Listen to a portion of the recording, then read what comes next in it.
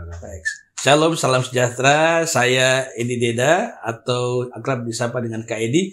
Hari ini saya bertamu di rumah keluarga Tambunan Ayurbabat.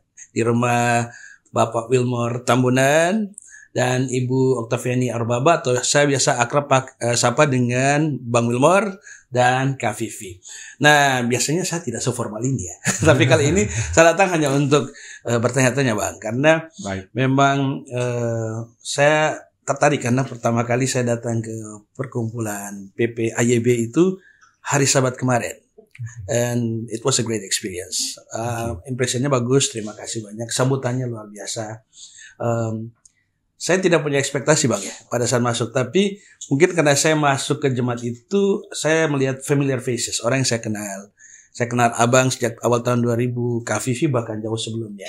Sejak masih dungklap, Kak Vivi adalah tutor saya praktisan. Saya tingkat 1, Kak Vivi yang mengajar. Jadi praktis itu hal yang biasa. Jadi apapun yang terjadi, yang sebelumnya terjadi, tidak memutus hubungan silaturahmi. Makanya saya datang sekarang, Bang, selain menikmati makanan juga, saya menjaga tali silaturahmi. Dan saat ini saya mau tanya-tanya Bang tentang perkumpulan yang kemarin saya pergi. Yang saya tahu namanya adalah PPAYB. Apa kepanjangannya? Terus Abang boleh jelaskan dari mana sih asalnya PPAYB ini? Baik. Kembali terima kasih Saudara Edi. Biasanya saya langsung panggil nama Edi saja. Sejak dulu saya kenal dari Tembagapura, saya panggil Edi. Dia kalau tidak keberatan langsung saja supaya lebih informal, lebih bersahabat. Jadi terima kasih atas waktunya Edi dan kesediaannya untuk bisa kita bincang-bincang. Sebenarnya nama awalnya bukan PPAYB. Kita dikenal dengan istilah kelompok Serayu. Sebab awalnya kami berkumpul dan berbakti di Hotel Serayu, sehingga orang-orang mengetahui kami kelompok yang berbakti di Serayu, karenanya kami disebut kelompok Serayu. Tetapi ada tantangan dalam kehidupan kami sebagai umat-umat Tuhan, khususnya dalam pengurusan catatan sipil. Itu memang tantangan besar dalam pergerakan ini. Kami bukan suatu perkumpulan yang memiliki badan hukum, yang mana tentunya sulit untuk mengurus urusan catatan sipil di negara ini, sama seperti gereja. Itu sebabnya kami coba membuat suatu nama yang terkesan resmi, tapi tidak didaftarkan juga. Ada logonya, ada kop suratnya, yang kami harapkan dapat membantu mereka-mereka yang menikah nantinya atau membutuhkan catatan sipil menggunakan surat daripada perkumpulan. Lebih resmi berbadan hukum lah Bang ya. Sepertinya, tapi tidak. Tidak ya. Tidak. Kami tidak mendaftarkan apa-apa ke negara ini sebagai suatu bentuk organisasi resmi, tidak. Karena kami memang dari awal tidak ada rencana untuk membuat organisasi. Dinamakan kelompok Serayu karena berbakti di Serayu. Tahun berapa itu Bang ya? Itu sejak 2018 sampai terjadinya COVID. Oke. Ya. Setelah pas COVID berarti online dong? Online. Ya. Selama berapa lama tuh Bang? Online kita sampai sekarang ini, tapi setelah kita bebas dari COVID, tetap layanan online tersedia karena saudara-saudara kita yang di tempat lain yang di luar Papua masih perlu dilayani. Jadi kami berbakti secara online hari Rabu, hari Jumat, hari Sabtu atau hari Sabat, selalu ada layanan online. Stabil ya, konsisten untuk menjaga online-nya. Kalau kelompok Serayu atau PPAYB ini berdiri sejak 2018, apakah sebelumnya ada organisasi jenis di luar sana dan ini adalah cabangnya, atau memang ini sesuatu yang berdiri terpisah dengan yang lain-lainnya? Kita sebenarnya mulai berdiri sejak 2017 bulan April. Dan kami berdiri bukan karena adanya hubungan dengan atau afiliasi dengan grup lainnya di luar, karena sebenarnya kami juga tidak tahu bahwa rupanya ada banyak umat yang memiliki keyakinan sama dengan kami. Awalnya tidak tahu. 2017 Bang. Iya. Kami tidak tahu bahwa rupanya sudah banyak, bahkan di Indonesia sekalipun sudah ada. Kami bukan yang pertama menjadi perkumpulan yang unik dalam hal keyakinan dalam gereja Advent. Tetapi kami karena tidak mengetahuinya, kami membentuk hanya untuk tujuan mengabarkan bersama-sama. Dan anggotanya sekarang sudah berapa banyak, Bang? Di awal, awal itu berapa banyak anggota yang bergabung di kelompok Serayu? Secara kasar ya, saya tidak bisa ingat semuanya. Waktu pertama-tama kita itu total, orang dewasa, pemuda, kemudian anak-anak, itu totalnya 60-an. Lumayan. Iya. Kayak satu jemaat ya. Satu jemaat ya. Iya. Dan tadi saya sempat tangkap Abang sampaikan bahwa ada yang unik ya. Nah, ini menarik nih.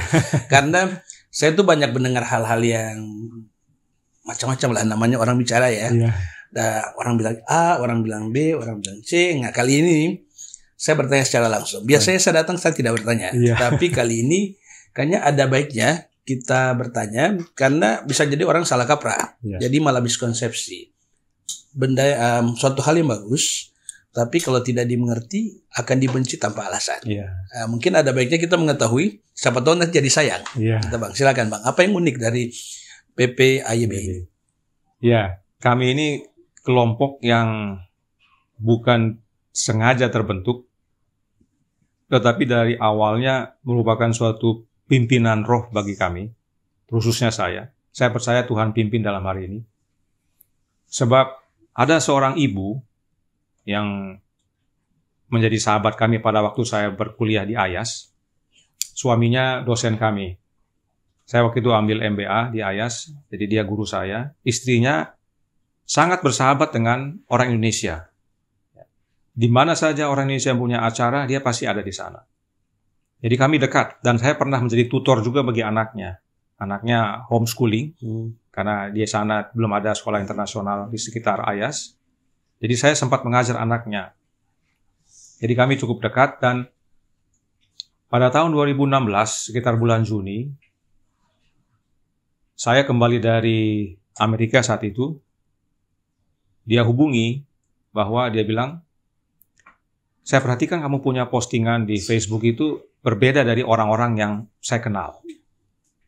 Kamu lebih banyak posting bersifat rohani daripada pribadi ataupun komersial. Saya jelaskan kenapa saya bersikap demikian. Dan dia senang, dan oleh karena dia merasa suatu kedekatan dengan hubungan kerohanian itu, dia mulai membagikan sesuatu kepada saya. Dia bilang, Wilmore, kamu tahu enggak bahwa gereja Advent itu pada awalnya itu bukan Trinitas. Oh ya. Itu yang dia bilang sama saya. Itu yang makanya saya berpikir, kenapa ini terjadi gitu ya? Saya bilang, tidak Licia, namanya Licia Dander. Tidak Licia. Yang saya tahu, itu sejak awal, itu sudah Trinitas. Oh, bukan Wilmore. Ini saya kasih sama kamu materi-materi untuk kamu baca. Dia kirimlah materi-materi untuk saya baca. Tapi saya Trinitas die hard waktu itu. Iya. Ya, apalagi bapak saya, seorang pendeta dan dosen di Unai. Dan seringkali dalam diskusi-diskusi sekolah sahabat, saya seringkali diminta membantu menjelaskan apa itu Trinitas. Jadi saya tolak terus. Namun yang menjadi keunikan adalah dia tidak berhenti berupaya. Hampir setiap saat dia kirimkan materi dan bertanya, sudah baca? Sudah baca? Saya tidak bisa balas karena saya belum baca memang. Kalau saya bilang belum baca, nanti dia tersinggung ya, saya pikir kasihan, dia sudah kirim-kirim, saya nggak hargai. Itu berlangsung selama 3 bulan. Dari bulan Juni, Juli, Agustus. 2016 ya? 2016. Nah, di bulan September, dia kirim lagi, dia tanya lagi. Tapi kali ini dia tidak kirim dokumen. Dia kirim video. Nah, di situ saya berpikir, dia sudah bertanya, sudah berapa bulan ini, luar biasa dia punya upaya ini. Dia begitu care sama saya supaya saya pelajari. Baiklah, ini karena video, saya pikir waktu break makan siang saya lihat. Kalau baca, malas saya. Karena saya pikir sudahlah, nggak usah saya pelajari parang itu. Habis makan siang, satu waktu saya ikuti itu video. Dan saya biasanya habis makan siang berbaring-baring di sofa untuk menikmati sedikit napping ya, tidur siang sebelum ke kantor supaya jangan ngantuk. Jadi saya pikir saya nonton itu video supaya ngantuk. Yang ada saya tidak ngantuk. Nah, terjaga dengan mendengarkan penjelasan demi penjelasan, ayat demi ayat. Saya jadi terpikir, apakah benar demikian? Apa betul yang dijelaskan ini? Dan saya ikuti sampai pada akhirnya, dan saya tidak tertidur. Dan begitu saya selesai ikuti itu materi, saya serahkan sama istri saya. Mama coba ikut dulu ini, supaya kita dua uji. Jangan hanya saya, coba Mama uji juga. Dia ikuti juga, dia juga mempunyai pandangan dan pengalaman yang serupa dengan saya. Apakah benar demikian? Dan itulah mulai asal muasal saya mulai mempelajari. Materi demi materi, video demi video saya ikuti sampai bulan Desember. Jadi 3 bulan saya pelajari, saya tekuni, saya dalami. Dan pada akhirnya saya memutuskan, saya terima ini kebenaran. Jadi secara personal saya tahu Bang Wilmore itu kan orangnya analitis, otak kiri sepertinya ya, otak kiri. Jadi memang menguji segala sesuatu itu perlu dengan rasio pasti ya. Namun seorang yang dibesarkan dengan cara tertentu dalam waktu lama, bahkan saya yakin waktu itu saya tidak muda lagi Bang, mungkin sekitar 40-an, 40-an, pasti sulit untuk merubah sesuatu. Apa yang menyebabkan Bang merubah berapa lama belajarnya? Ya, setelah 3 bulan saya pelajari itu sampai bulan Desember. 3 bulan tadi ya, betul. Tetap saya merasa saya belum cukup dalam pengetahuan akan hal ini, sebab banyak hal yang diungkapkan yang perlu kita dalami. Yang menjadi pemicu yang saya yakin sampai hari ini adalah pekerjaannya Roh Kudus itu. Yang mana setelah kami pelajari itu adalah rohnya Yesus. Saya percaya itu yang menggerakkan, karena entah siang, entah malam, entah di kantor, entah di mobil, itu yang saya kerjakan, saya lakukan, saya dengar. Tidak ada yang lain. Jadi kan ini bicara soal miskonsepsi ya. Jadi orang tahu, dan saya juga mendengar dari orang, mereka katakan, oh kalau kelompok itu adalah kelompok yang tidak percaya Trinitas. Pasti kan tadi dikatakan. Buat orang awam yang tidak tahu itu, bagaimana secara singkat tuh bagaimana sih perkumpulan ini? Apa bedanya secara singkat kalau kita bisa jelaskan kepada orang lain yang mendengar? Baik, terima kasih. Doktrin Trinitas mengajarkan bahwa ada satu pribadi kealahan yang di dalamnya terdiri dari 3 pribadi yang berbeda. Ya. Kalau dibilang satu makhluk, di dalamnya ada 3 pribadi, yaitu Allah Bapa, Allah Anak, dan Allah Roh Kudus. Ketiganya 3 pribadi yang berbeda, tapi tidak terpisahkan. Ya. Nah, kami pada waktu mempelajari akan kebenaran ini melihat bahwa firman Tuhan dan bahkan Roh Nubuat juga menyatakan bahwa Allah itu satu, yaitu Bapa, yang disebut satu-satunya Allah yang benar. Dia mempunyai seorang anak. Nah, anak yang diperanakkannya, begotten, yang namanya Yesus. Dan roh itu adalah rohnya Bapa yang dikaruniakan kepada anak, dan anak kepada umat-umatnya yang percaya. Bukan satu entitas terpisah. Bukan entitas terpisah. Simple ya? Iya. Simple ya? Sederhana begitu. Tapi saya mendengar itu perdebatannya lumayan seru. Saya tuh tidak pernah melihat langsung. Tapi yang saya banyak mendengar, kayaknya jadi kelompok ini terasa seperti terzalimi karena miskonsepsi dari orang lain. Jadi saat ini mungkin kesempatan buat kita belajar sama-sama ya. Saya juga pribadi orang yang sangat suka belajar. Apalagi tadi Abang sempat jelaskan bahwa kita belajar ini harusnya rasionya ada. Apa sih dibalik itu? Tadi Abang sudah jelaskan secara singkat.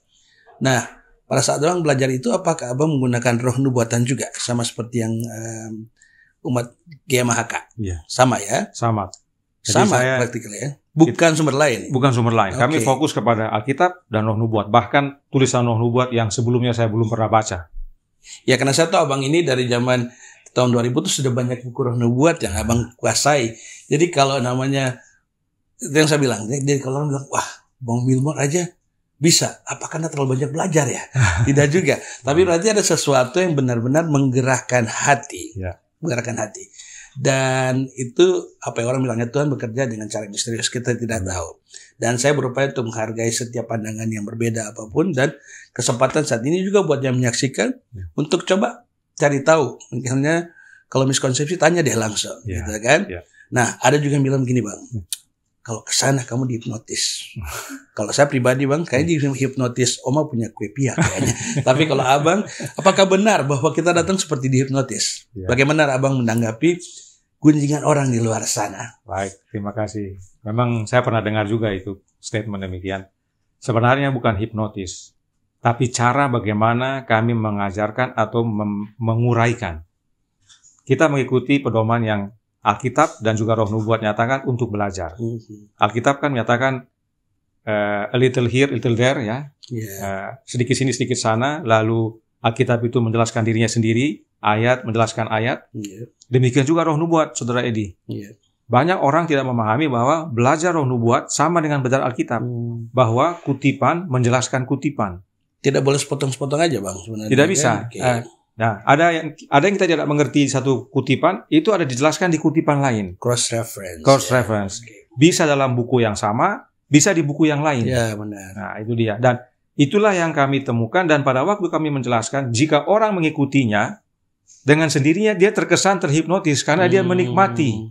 Dia menikmati bagaimana rangkaian-rangkaian ayat dan kutipan itu mengalir sampai pada akhirnya menyampaikan kebenaran yang sejati.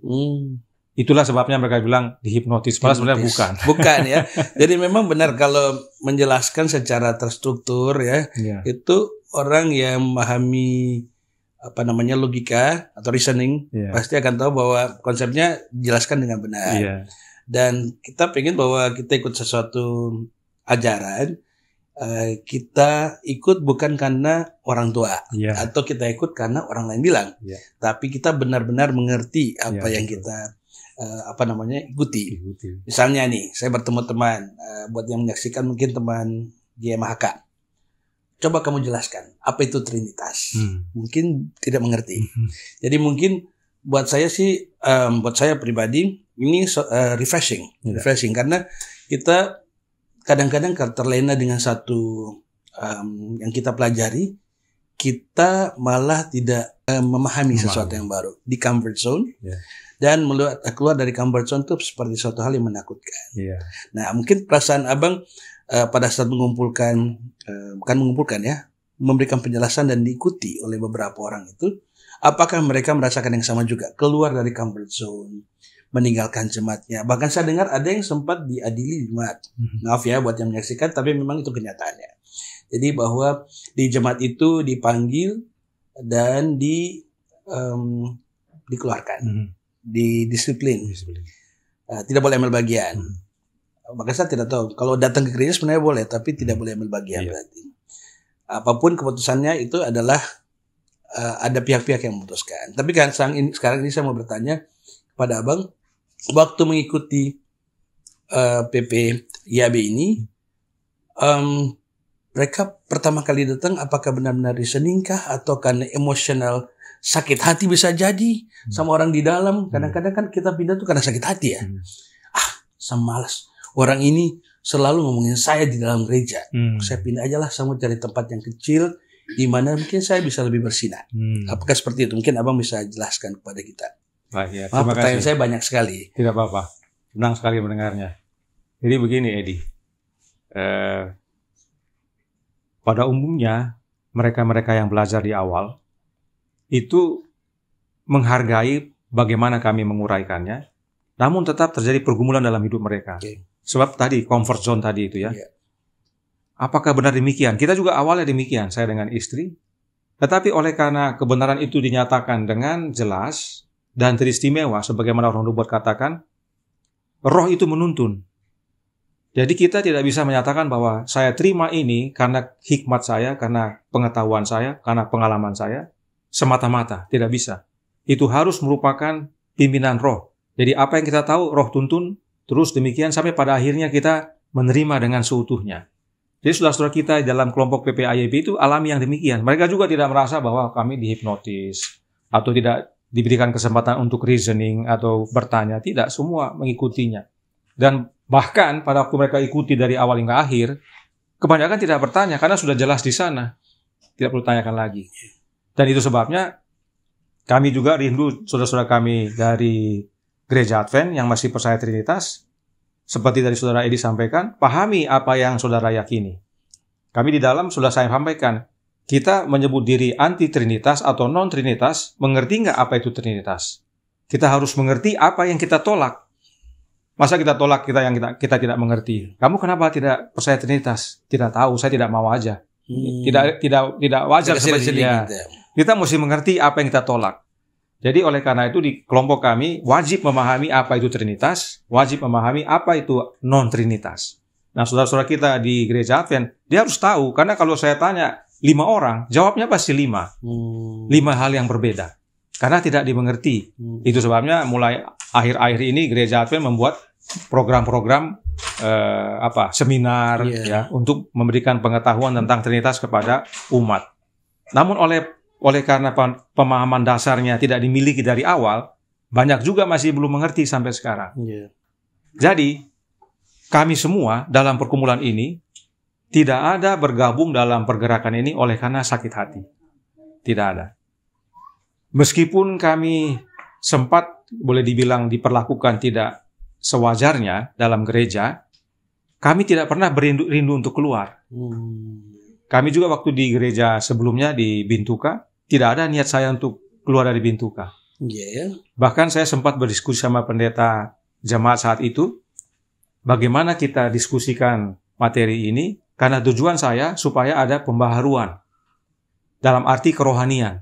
Umat-umat bertumbuh secara rohani dengan mengenal kebenaran ini.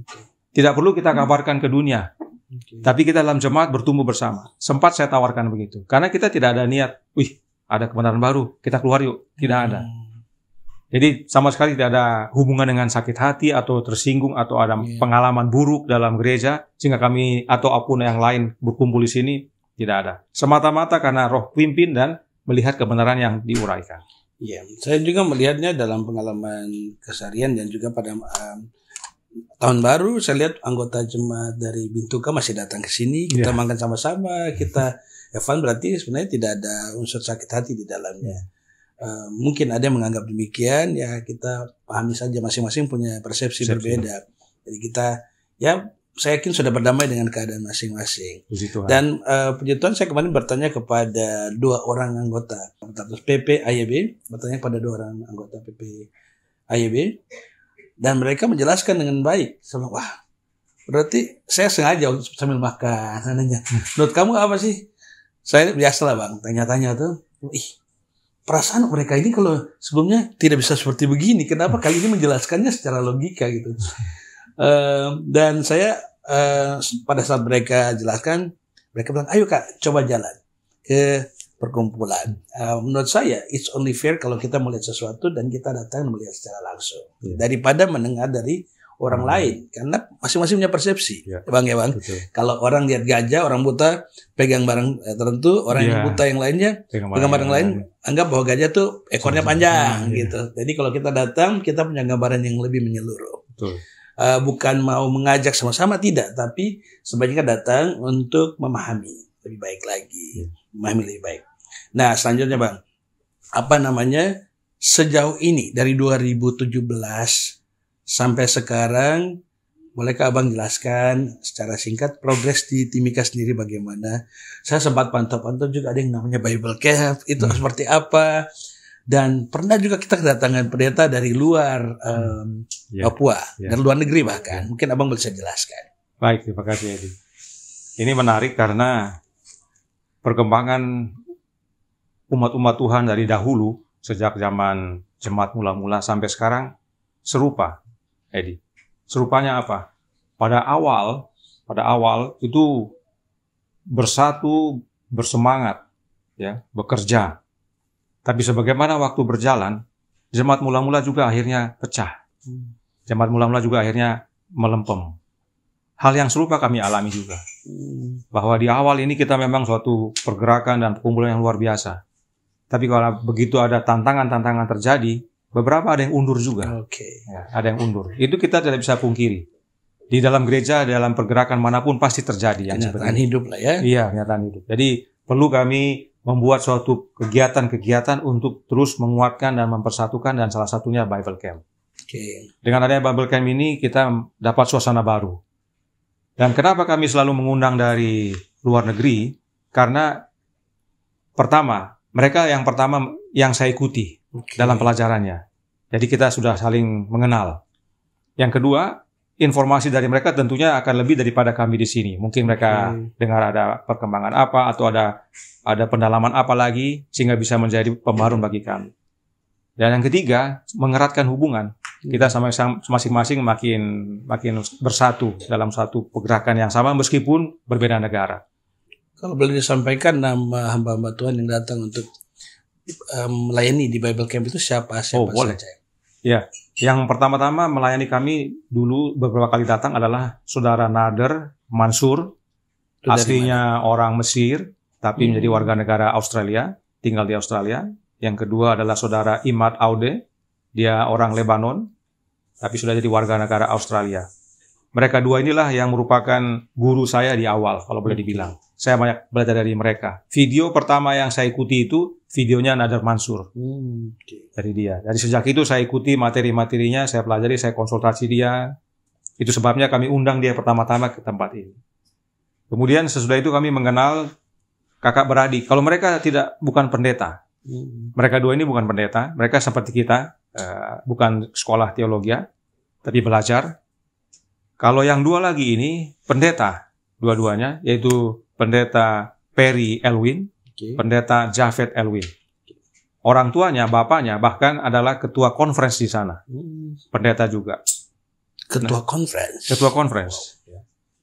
Dan mereka tiga, bapak dengan anaknya dua ini belajar. Mereka belajar bukan bersama-sama. Belajar masing-masing di tempatnya. Bapaknya di Honduras, Perry-nya di Eropa, Javednya di Filipina. Dia sekolah di IUP, dulu PUC. Mereka ambil kepercayaan di sana. Masing-masing belajar di tempatnya masing-masing. Bapaknya berkomunikasi sama anak-anaknya. Saya temukan begini-begini. Oh, saya juga gini. Akhirnya mereka connect dan mereka bertiga sama-sama meninggalkan Trinitas dan mengumumkan kepada gereja bahwa kami tidak percaya lagi Trinitas. Nah, oleh karena peristiwa itu, kami rindu untuk mereka juga mengenal kami, ya. Mereka jadi berhubungan dengan kami lah. Dan saya hubungi bapaknya waktu itu masih hidup, sekarang sudah almarhum. Mereka senang sekali, sangat friendly. Orang Honduras seperti miripnya orang Asia lah. Tidak seperti orang Amerika yang agak beda dia punya budayanya. South American lebih hospitality. Lebih hospitality-nya lebih banyak, ya. Dan akhirnya kami undang ke sini tahun lalu. Pendeta Perry dengan Javed. Satu lagi yang akan rencana datang tahun ini adalah November dia rencananya. November datang adalah pendeta Mark Lastimoso. Dia orang Filipina, tetapi sudah warga Amerika. Yang menjadi keunikannya adalah saya dengan dia sama-sama sekolah di Ayas pada tahun yang sama, tapi tidak saling mengenal. Saling mengenal. Jadi pada waktu dia diwawancara di YouTube oleh sebuah pergerakan di sana yang dengan nama Judgment Hour, dia menyaksikan bagaimana pengalamannya, akhirnya dia terima kebenaran ini. Saya langsung hubungi dia. Dia rupanya masih ingat saya. Begitu saya jelaskan posisi saya juga, dia bersuka cita. Kami dua jadi satu aliran lah istilahnya. Nah, oleh karena itu kami rindu untuk dia datang. Beberapa kali dia sudah layani lewat online. Kami rindu dia datang. Nah, tahun inilah rencananya dia akan datang untuk melayani. Bang, saya sempat lihat di Bible Camp itu sempat ada baptisan sepertinya. Ada baptisan kan ya? Jadi kalau baptisan itu, tolong koreksi kalau saya salah ya. Kalau PPAYB ini berarti sudah tidak merupakan bagian resmi dari GMHK. Berarti pendeta-pendetanya, kalaupun sudah diurapi sebelumnya di GMHK, berarti dianggap sudah sudah tidak berhak untuk mengadakan contoh perjamuan atau baptisan. Bagaimana kira-kira pengaturannya untuk di PPAYB ini? Apakah mereka boleh membaptis atau bagaimana? Mungkin bisa dijelaskan. Baik, terima kasih. Ini pertanyaan yang baik sekali, banyak menjadi gunjingan di luar sana. Gunjingan. Ya, jadi benar di perkumpulan kami ataupun pergerakan ini di seluruh dunia, kami tidak memiliki pendeta. Kalaupun dia seorang pendeta sebelumnya, mereka tidak mengaku diri sebagai pendeta lagi. Ya. Namun, sebagaimana jemaat mula-mula, meskipun mereka bukan suatu organisasi yang berbadan hukum, tapi mereka terorganisir dalam bekerja. Ada pimpinannya kan? Pimpinannya kan Yakobus. Selaku pemimpin pergerakan zaman itu kan Yakobus. Nah, kami juga demikian, tapi tidak sedunia, tapi di lokal masing-masing. Nah, kami di kelompok PPAYB ini mempunyai pengurus. Namanya pengurus ya. Pengurus. Nah, di pengurusan ini ada 2 ketua yang diangkat. yaitu saya dengan saudara Wilson Mamentu. Untuk di Mimika, Di Mimika ini sudah masuk Papua, iya, masuk Papua. Papua Tengah Iya. dalam hal ini. Nah, kita sebagai yang dituakan, ketuanya ada sekretaris, ada bendahara, ada bagian penginjilan, ada bagian rumah tangga, anak-anak, sebagaimana layaknya di gereja, ada departemen-departemennya. Nah, sesudah itu kami sepakati untuk siapa yang berhak membaptis, karena kita tidak punya pendeta. Betul. Dan disepakati adalah ketua yang dipilih yang untuk menjadi yang bisa membaptis. Dan kami meneladani apa yang dilakukan oleh jemaat mula-mula. Kalau kita baca Kisah pasal 13, itu waktu Paulus dengan Barnabas mau diutus, jemaat mendoakan mereka. Jemaat yang mengurapi mereka. Jadi kami selaku yang diangkat sebagai ketua ini didoakan dan diberkati dan diurapi oleh jemaat bersama-sama. Nah, jadi dengan itu kami diangkat sebagai yang boleh bilang diurapi lah. Oke. Dan mereka inilah yang berhak untuk memimpin perjamuan, berhak untuk membaptis dalam bila mana ada yang mau dibaptiskan. Jadi dalam pergumulan ini tidak semua bisa membaptis. Sudah ditentukan dalam hal ini. Dan ini dasarnya dari tulisan Roh Nubuah juga. Oke, di mana tuh, Bang? Yang White Ya pendekatannya lebih ke, kalau ada yang sekarang kan organisasi itu top down ya. Ini malah bottom up ya sebenarnya. yes, ya. Karena demikian sebenarnya awalnya. Gerakan awal di Kisah Para Rasul ya. Kisah Para Rasul. Ya, kalau Abang boleh baca kutipannya bagus tuh, supaya yang ada menyaksikan pada saat ini bisa langsung mendengarkan dan bisa cross check juga. Siapa tahu mereka mau coba cross reference, mau dibandingkan dengan kisah yang ada di dalam Alkitab, itu di Kisah Para Rasul. Betul. Silahkan. Terima kasih, Saudara Edi. Saya baca dari manuskrip 75 tahun 1896 paragraf 5. Yang White menuliskan demikian. Ini adalah pekerjaan yang dijelaskan dalam kitab suci, seperti yang telah saya tulis tentang kehidupan Kristus, sehubungan dengan orang-orang percaya ini yang tercerai-berai. Bagaimana karena penganiayaan mereka pergi kemana-mana, memberitakan firman Allah, mereka memberitakan Injil di mana-mana. Dan ketika jiwa-jiwa dibangkitkan, mereka dibaptis. Filipus bukanlah seorang pendeta yang diurapi. Tetapi ketika sida-sida itu mulai menanyakan hal tersebut, Filipus membukakan firman kepadanya. Lalu apa? Dia berkata, apakah halangannya jika aku dibaptis? Kisah 8 ayat 36. Benar, apakah yang menghalanginya? Karena dianggap tidak ada halangan, Filipus turun dan membaptis dia. Jadi, Saudara Edi, ini dasarnya. Bahwa umat-umat pada zaman itu tercerai-berai karena penganiayaan. Hal yang serupa terhadap kami juga. Kami tercerai-berai di mana-mana. Tidak ada yang mewadahi secara seperti gereja Advent secara global. Secara global. Ya. Tidak ada yang mewadahi. Oleh karena itu, tidak ada yang menjadi pendeta juga di kami. Dan Filipus, yang Pak katakan dengan jelas, di dalam Alkitab juga, Filipus ini dia diakon. Dia bukan pendeta urapan.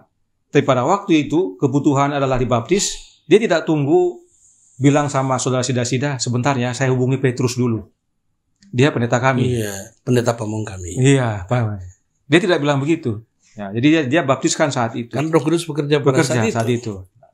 Inilah dasarnya, Saudara Edi, kami dalam perkumpulan ini yang memang tidak memiliki seorang pendeta, membaptis jiwa-jiwa yang bertobat. Oke. Ya. Jadi memang seperti disampaikan tadi, jemaat bersepakat dan juga mendoakan. Dalam hal ini kan perkumpulan sudah memilih ketua 1, ketua 2 yang seharusnya bukan secara ranking tapi bekerja sama tentu saja, dan didoakan untuk menjalankan fungsi berarti baptisan, perjamuan, fungsi yang biasa dilakukan di gereja Masa Tuhan hari ke-7, namun tidak dapat dilayani oleh pendeta lainnya karena alasan yang tak dapat disebutkan di sini. Jadi dan dalam hal ini umat tetap merasa tetap mendapat pelayanan. Nah, soal baptisan, Bang, katanya baptisannya agak berbeda ya. Apakah dengan bendera kah? Bagaimana? Apa menjelaskan pada yang ada pada saat? Iya, baik. Memang baptisan kami bagi umumnya umat yang tidak terbiasa mendengarkan pekabaran ataupun belum mendalami firman Tuhan, terkesan berbeda. Kami tidak menolak yang namanya Matius 28 ayat 19. Baptiskanlah mereka dalam nama Bapa, Anak, dan Roh Kudus. Kami tidak menolak itu. Itu ayat firman Tuhan. Oke. Banyak orang yang menggunjingkan ayat itu juga, kami tidak. Berarti tidak jadi paket tiga-tiganya, kan kamu tidak percaya. Iya. Tetap ya. Iya. Tantangannya adalah banyak orang menggunakan ayat itu sebagai dasar Trinitas. Yang mana sebenarnya bukan kalau kita pelajari. Tapi itu mungkin sesi yang lain, karena cukup panjang. Yang disampaikan dalam ayat itu dikatakan adalah dalam nama dan bukan dalam nama-nama. Artinya cuma satu nama. Tapi ada 3 gelar. Bapak itu bukan nama. Di rumah ini Bapak Wilmore. Ya, Bapak itu sebutan. Nama saya Wilmore. Oleh karena itu, kita perlu cari tahu satu nama ini siapa, yang mana berlaku buat Bapa, Anak, dan Roh. Lalu siapa itu Bapa, siapa itu Anak, siapa itu Roh, kita perlu pelajari supaya kita memahami dalam buku Kisah berulang-ulang para murid dan rasul membaptis hanya dalam nama Yesus. Nah, ini yang menjadi seringkali pergumulan banyak orang. Pada waktu saya bertanya kepada beberapa pendeta, banyak yang belum bisa menjawab, Saudara Edi. Saya bilang, tolong Saudara Pendeta jelaskan kepada saya hubungan Matius 28 ayat 19 dengan pengalaman di buku Kisah di mana para murid hanya membaptis dalam nama Yesus. Apa mereka melanggar perintah Yesus? Tolong jelaskan dari ayat. Saya tidak mau dari pemikiran pendeta. Ayat, jelaskan ayat. Jangan interpretasi ya, harus dari ayat. Ayat. Sampai hari ini belum ada pendeta yang tidak ya. Tidak ada. Nah, itulah kami pelajari. Kami pelajari kenapa. Kami juga tidak langsung ujuk-ujuk menggunakan yang pengalaman di Kisah. Kami pelajari baik Alkitab maupun Roh Nubuat. Di dalam channel YouTube kami ada beberapa pelajaran itu kami sampaikan. Dan oleh karenanya, sejak saat itu kami membaptiskan dalam nama Yesus saja. Kenapa? Karena Bapa telah memberikan segala kuasa kepada anaknya, baik di surga maupun di bumi. Bahkan nama Bapa ada dalam anak. Dan Bapa telah mengaruniakan kuasa itu yang adalah rohnya kepada anaknya. Itulah Roh Kudus. Itu sebabnya dalam kami membaptis, Saudara Edi, kalimatnya begini. Oleh karena pertobatanmu kepada Allah Bapa, satu-satunya Allah yang benar. Dan oleh karena imanmu kepada anaknya yang tunggal, yang Bapa peranakan, Yesus Kristus, menjadi juru selamat pribadimu, serta kerinduan hatimu untuk dipenuhi oleh rohnya yang kudus, Roh Kristus. Semua ada kan? Dipenuhi Bapa, Anak, oleh rohnya yang kudus. Bukan dipenuhi Roh Kudus, tapi rohnya yang kudus. Karena itu rohnya Yesus. Bahasa yang berbeda. Iya. Tapi ketiganya ada. Bapa, Anak, dan Roh tetap kami sebutkan. Dijabarkan. Iya, jabarkan di situ. Saya membaptiskan dalam nama Yesus Kristus. Jadi, itu sebabnya saya bilang kami tidak menolak. Tapi perlu dipahami siapa itu Bapa, siapa itu Anak, siapa itu Roh. Dengan itu kita dapat memberikan pengertian kepada orang kenapa kita baptiskan dalam nama Yesus. Sebab Rohnya White katakan Yesus itu menjadi semboyannya. Dia tidak tolak juga Matius 28:19. Dia tolak. Tapi Yesus itulah semboyannya. Yesus itulah jadi seperti intinya. Karena Bapa sediakan semua kan melalui anak. Tidak ada seorang pun datang kepada Bapa kalau tidak melalui anak. Itu sampai orang biasa kalau tolak, orang ketakutan dalam nama Yesus, dalam nama Yesus. Ya, saya baru kepikiran ya. Kenapa sebutkan nama Yesus saja ya? Kenapa tidak sebutkan dalam nama Bapa, Anak, dan Roh Kudus? Pergilah kau. Dalam nama Yesus ya. Dalam nama Yesus. Kok saya baru kepikiran? Yesus bilang, mintalah dalam nama aku. Tiba-tiba langsung ada kayak di atas kayak ilham. Kling-kling, lampu-lampu. Nah, terima kasih ya Bang. Jadi hal-hal yang kadang-kadang kita tidak sadari, tapi itulah kita lakukan. Tapi baptisannya sama, diselamkan. Diselamkan sama. Berarti tempat yang banyak air lah. Betul. Mau di kota kecil kah, pokoknya penting ada air. Tapi kalimatnya seperti tadi, menjabarkan supaya umat semakin mengerti proses itu. Berarti ini orang. Satu lagi, Saudara. Boleh silakan. Maaf, saya terlupa tadi. Satu praktek yang kami menghimbau. Kami tidak menyalahkan atau menegur, kami menghimbau. Karena firman Tuhan yang menyatakan, setiap kali mereka dibaptis dalam nama Yesus, sesudah itu mereka melakukan pengurapan Roh Kudus kepada yang dibaptis. Pengurapan? Iya. Itu pengalaman Yesus. Yesus dibaptis, begitu dia keluar dari air, dia naik, dia bertelut di pinggir sungai Yordan, dia berdoa kepada Bapaknya. Bapa urapi dengan rohnya. Ini formatnya, ini patronnya. Itulah yang terjadi di jemaat mula-mula. Begitu mereka selesai dibaptis dalam nama Yesus, mereka menerima pengurapan Roh Kudus. Itulah yang kami lakukan. Jadi begitu seseorang dibaptiskan, begitu keluar dari air, kita tidak ganti baju. langsung di situ bertelut dan berdoa untuk pengurapan Roh Kudus. Kami menghimbau kepada siapa saja yang memimpin jemaat dan umat, ini teladan boleh diteruskan. Karena seringkali kita membaptiskan seseorang, tidak meneruskan dengan praktek mengurapi mereka dengan Roh Kudus itu. Jadi perlu kita berikan kepada mereka pengertian bahwa kalaupun saya sudah menerima pengampunan oleh penebusan Yesus di kayu salib, tetapi sejak saat itu saya tidak bisa hidup dengan kekuatan saya sendiri. Saya perlu kuasa itu untuk saya tetap hidup benar di hadapan Tuhan. Jadi tidak serta-merta dapat pada saat dibaptis. Jadi otomatis jadi karena dalam nama Yesus, jadi setelah itu perlu diurapi dengan rohnya yang kudus tadi. Wah, menarik sekali. Dan juga ada mungkin yang tadi ada yang sempat bertanya ya, kalau memang tidak diakui, kenapa pada saat Yesus itu dibaptis, terus ada kayak digambarkan seperti burung merpati yang datang seperti Roh Kudus. Bagaimana menjelaskan kepada orang tentang konsep di tunggal tadi dengan Roh Kudus dalam bentuk merpati itu? Pertanyaan bagus ini, Saudara Edi. Jadi dalam Alkitab sendiri dikatakan Roh Allah turun seperti burung merpati. Dalam buku Matius disebutkan Roh Allah, bukan Roh Kudus. Di buku Lukas, memang disebut demikian Roh Kudus. Tapi dalam buku Matius disebutkan Roh Allah. Di cross reference ke Matius, Roh Allah. Roh Allah. Nah, kami tidak mau mempersulit bahasa. Semantik lah orang bilang. Semantik seringkali atau membuat persoalan dengan semantik. Tetapi sederhananya begini, Saudara Edi. Saya senang dengan Opa Hans punya ilustrasi. Apakah sama? Opa Hans ini Hans Tikono. Hans Tikono, iya. Dia selalu membuat ilustrasi. Apakah sama rumah makan dengan makan rumah? Tidak sama. Tidak sama ya? Tidak sama. Iya. Itu sebabnya hal yang serupa dengan Roh Allah dengan Allah Roh. Iya. Tidak sama, berbeda. Yang disampaikan oleh Matius, Roh Allah turun seperti burung merpati. Jadi berarti bukan Allah Roh yang terpisah. Bukan yang terpisah. Berarti itu rohnya Allah kan? Bukan Allah Roh tapi Roh Allah. Rohnya Allah, bukan Allah Roh. Nah, dan ini diteguhkan oleh Roh Nubuat. Dalam buku Kerinduan Segala Zaman bisa baca bahwa Roh Allah turun seperti burung merpati itu adalah kemuliaan yang keluar dari Bapa, karena roh itu sama dengan kemuliaan, sama dengan hidup. Keluar dari Bapa yang turun seperti burung merpati, emas mengilap seperti dipoles, kata Roh Nubuat. Lambang. Ini kata kuncinya, Saudara Edi. Lambang ya? Lambang. Disebutkan di situ. Emblem or symbol, kata Nyonya White, dari karakter Kristus yang lemah lembut dan rendah hati. Wow.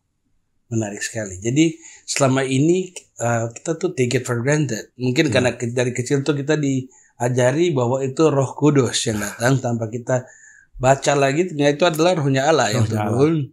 Dan kita tidak tahu bahwa ada kutipan Roh Nubuat yang adalah terang kecil menunjukkan pada terang besar bahwa itu adalah emblem. Keterwakilan. Iya. Wah, menarik ya Bang ya. Puji Tuhan. Wah, semakin dapat pencerahan. Semoga yang nonton juga dapat pencerahan. Dan saya bersyukur di kesempatan hari ini juga. Tadi kita bicara yang serius sekali ya tadi Bang ya. Bicara soal baptisan itu pasti masih banyak yang memandang dengan sebelah mata pasti. Apalagi ada yang bilang begini, itu orang bisa baptis, kita sudah sekolah sampai 4 tahun gitu, tidak. Itu pun harus ikut pendeta muda dulu, habis itu harus menikah dulu, habis itu masih diurapi, itu pun menunggu jatah baru bisa. Gitu. Jadi mereka menganggap itu adalah suatu privilege. Based on our conversation, saya tidak menganggap itu sebagai privilege, tapi sebagai suatu it's a mission sebenarnya ya, it's a mission bahwa itu bukan privilege yang didapat karena melakukan sesuatu. Mungkin nanti Abang bisa koreksi saya kemudian. Nah, sebelum kita lanjut ke topik berikut, ini menarik sekali Bang karena namanya organisasi. Boleh saya tanggapi? Boleh dong, silakan. Tanggapi dulu. Makanya yang tadi saya perlu tanggapi begini, Saudara ini. Saya tahu banyak pendeta menyampaikan begitu. Kenapa bukan pendeta membaptis ya? Ya. Ini mungkin perlu kita bantu mereka, Saudara Edi, bahwa jangan kita bandingkan apel dengan jeruk. Harus bandingkan apel dengan apel. Kalau ada di gereja Advent di Indonesia peraturan bahwa yang boleh membaptis adalah pendeta urapan, dan itu setelah melayani selama 5 tahun. Terus ada gereja Advent di Malaysia contohnya, atau di Singapura, tetangga kita, yang mana baru tamat dari teologia, terus melayani, setelah setahun diurapi dan membaptis, baru mereka bisa komplain. Ya benar. Ya. Mereka membandingkan apel dengan apel, sesama gereja Advent. Betul. Nah, kami sudah di luar gereja Advent, bukan merupakan suatu sistem yang serupa. Kami boleh dibilang jeruk lah ya. Iya. Jangan bandingkan dengan apel. Betul. Nah, ini yang mungkin teman-teman di gereja Advent perlu pahami. Kami bukan cari-cari kesempatan untuk bisa baptis orang, bukan. Itu tadi saudara dibilang, ini karena misi, ada kebutuhan, kita harus cari solusi. Karena kami bukan lagi dalam gereja. Betul. Kami bukan dalam sistem lagi. Kami harus memikirkan prosesnya bagaimana. Ya, jadi memang betul bahwa jadi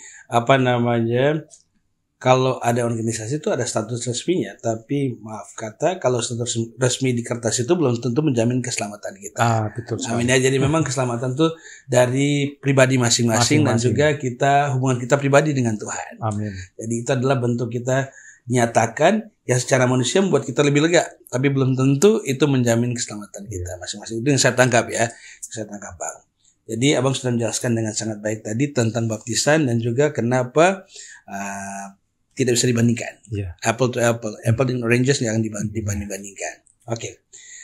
Baik, kembali bersama saya Edi Deda dan saat masih bersama Bang Wilmot di sini di rumah keluarga Tambunan Air Baba. Nah, saat ini saya masuk ke pertanyaan $1 million question. Wow. Ini menyangkut uang, $1 million. Jadi menyangkut uang juga, kan menyangkut perpuluhan. Kalau di gereja Masih Advent hari ke-7 itu memang terstruktur dan laporannya jelas. Ada yang bilang, tahulah mulut orang ya, Bang. Kayaknya kalau di situ uangnya masuk ke pendetanya aja, nanti pengelolaannya terserah mereka deh.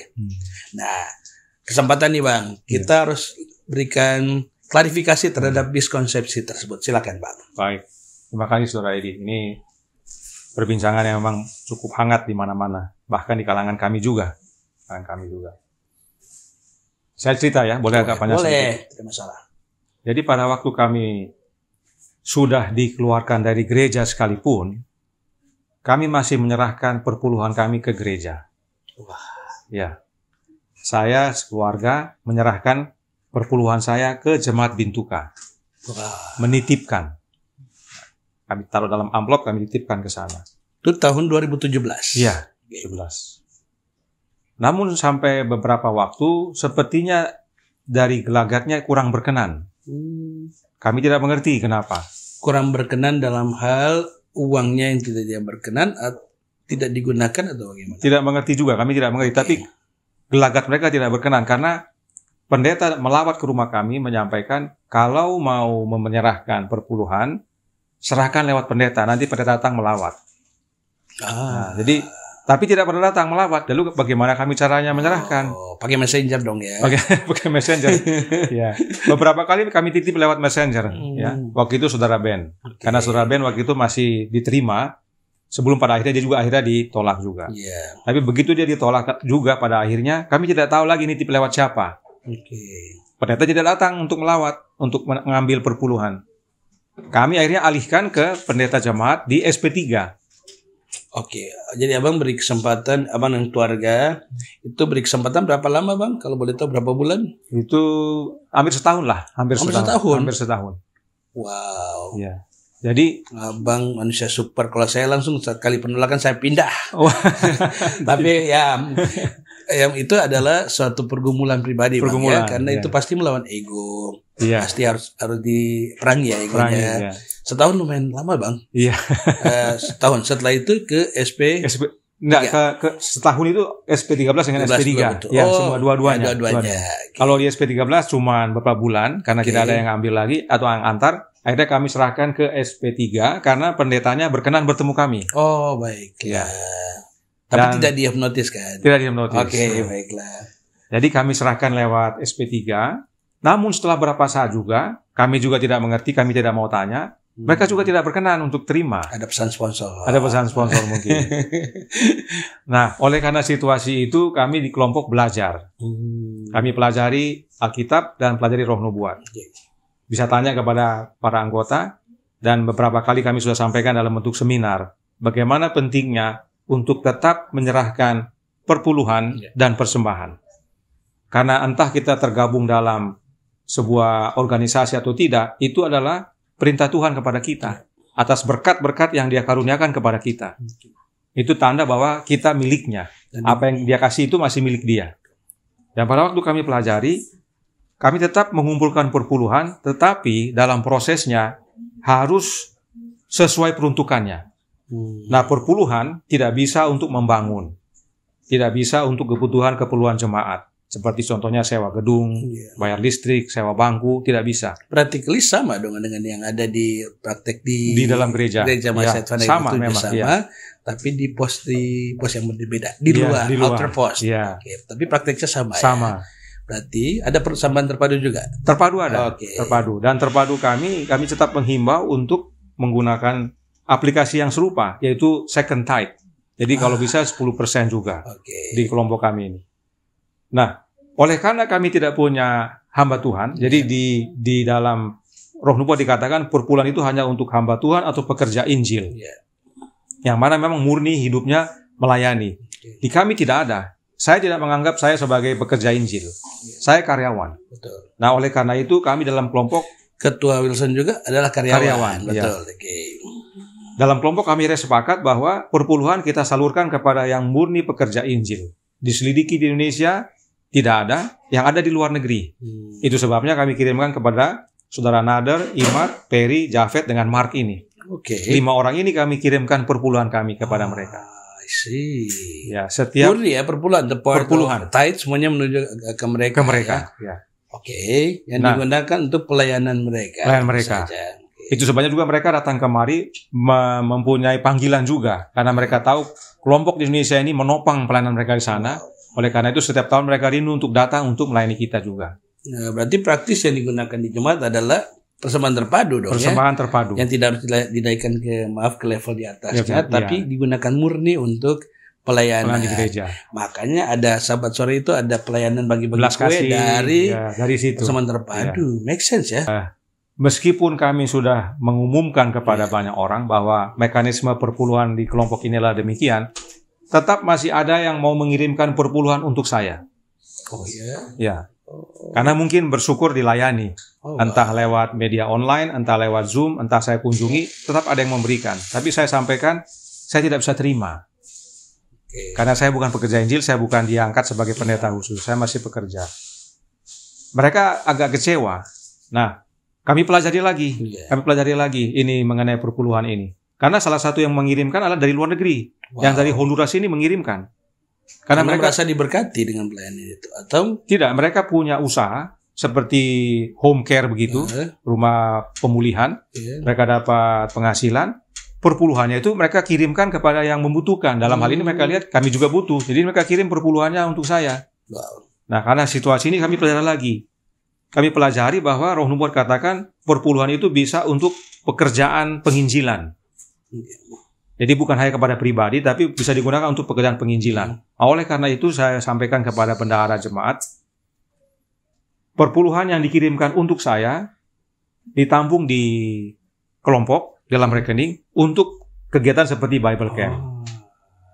Untuk kegiatan mungkin penginjilan di mana? Untuk penginjilan. Iya, cetak buku, perjalanan daripada para pembicara, kebutuhan mereka. Jadi apapun yang dikirimkan untuk jemaat ini yang bersifat perpuluhan, ada posnya untuk penginjilan, bukan buat saya. Yang dari sini kita kirimkan kepada yang 5 orang tadi.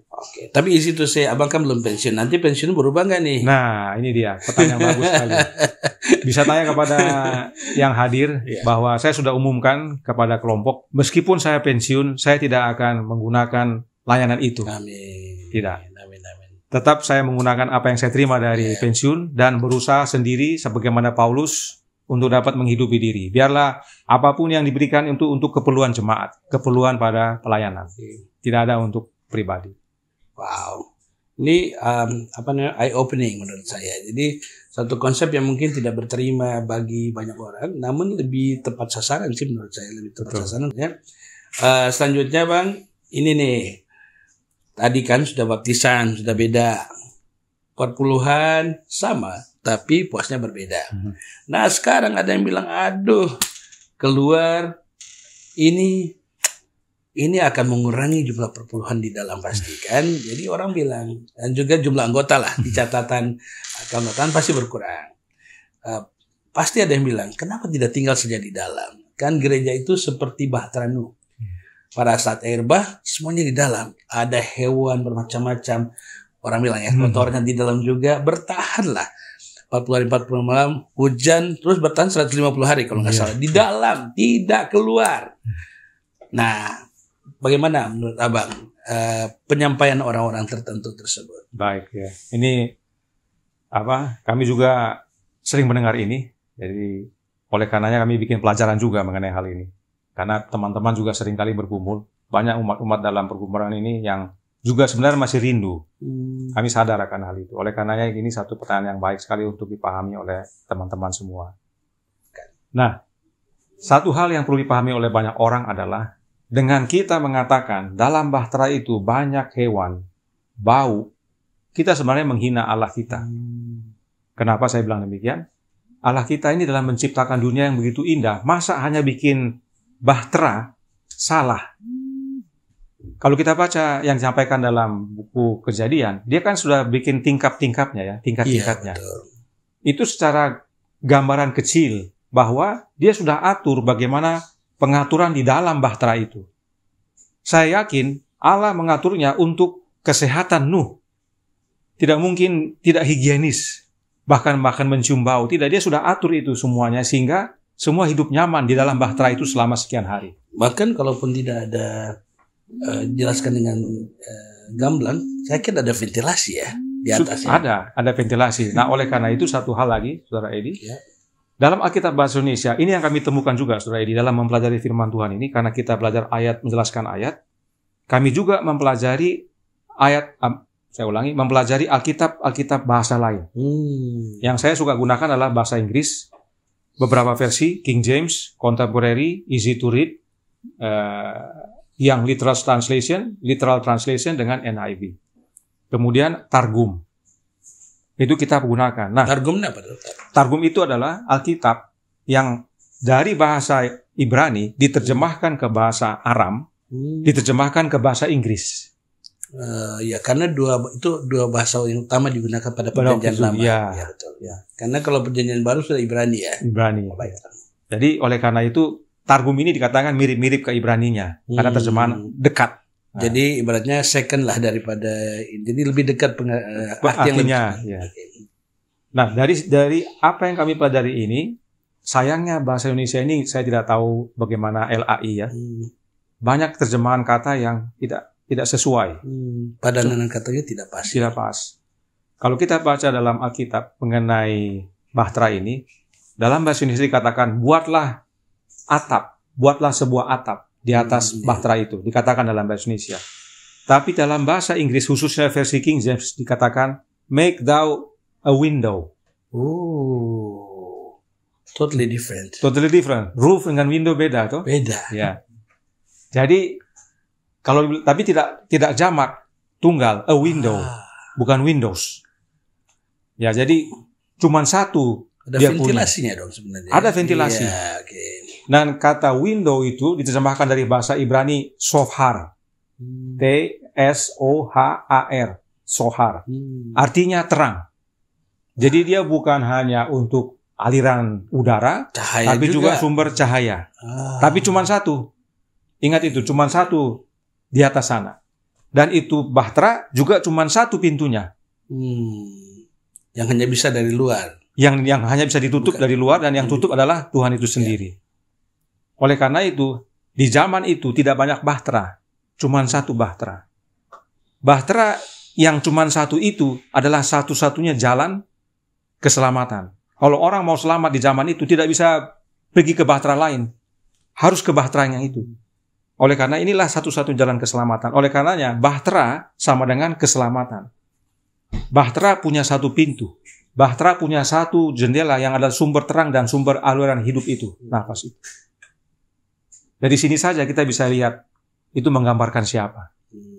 Tidak lain dan tidak bukan adalah Yesus Kristus.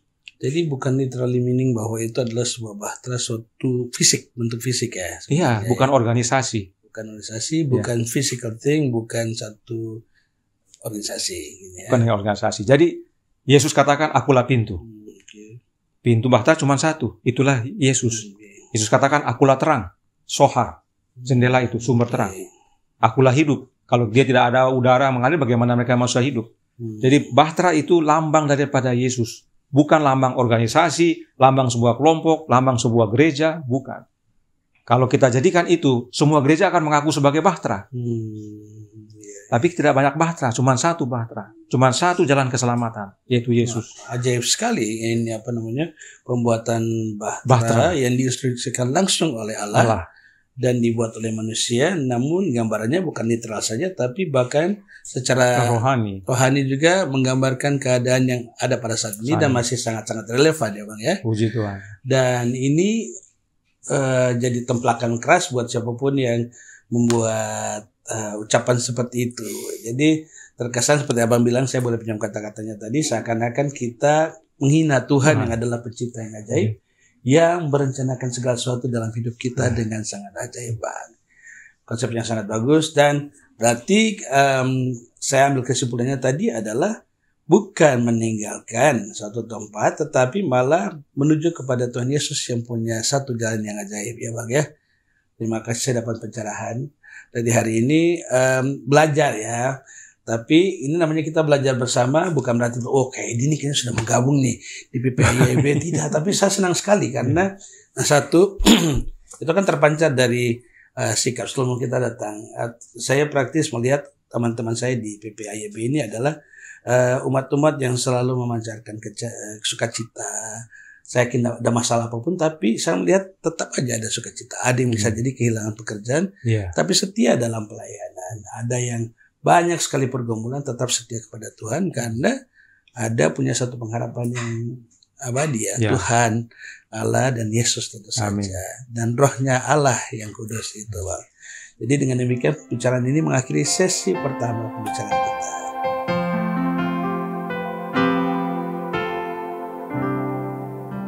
Senang sekali. Jadi saat ini bersama-sama di hari ulang tahun ini, saya mau tanya-tanya sedikit ya tentang PPAYB. Jordi sendiri bergabung di PPAYB sejak tahun berapa? Dan siapa yang ajak pada saat itu? Oke, baik. Makasih Saudara Edi. Saya bergabung di PPAYB waktu itu masih dalam kelompok Serayu ya namanya ya. Tahun awal-awal 2018. Waktu mulai pergerakan ini masih di Serayu ya? Iya, masih Serayu. Waktu itu dengar dari siapa dan memutuskan untuk masuk? Sebelumnya saya sempat ada kelompok non-trinitas juga. Oh, di mana? Waktu itu di PT Present Truth. Oh, Present Truth. Itu topik yang berbeda. Ya, tapi sudah pernah ikut dulu sebelumnya. Ya. Waktu itu dengar perkumpulan Serayu dari siapa? Waktu itu ada perbincangan di jemaat mengenai katanya ada jemaat di SP13 itu ada yang tidak percaya Roh Kudus. Loh, saya jadi gimana? Saya kayak kaget gitu saja. Saya bilang, wah ternyata rupa-rupanya sama dengan saya ini. Sepaham lah ya. Iya, sepaham dengan di kelompok yang pertama saya ini. Akhirnya saya mulai lacak-lacak ini kelompok apa sebenarnya. Akhirnya saya mulai cari tahu di situ. Pertama yang saya kenal di situ Alen Kampungan. Oh, Kalen. Iya.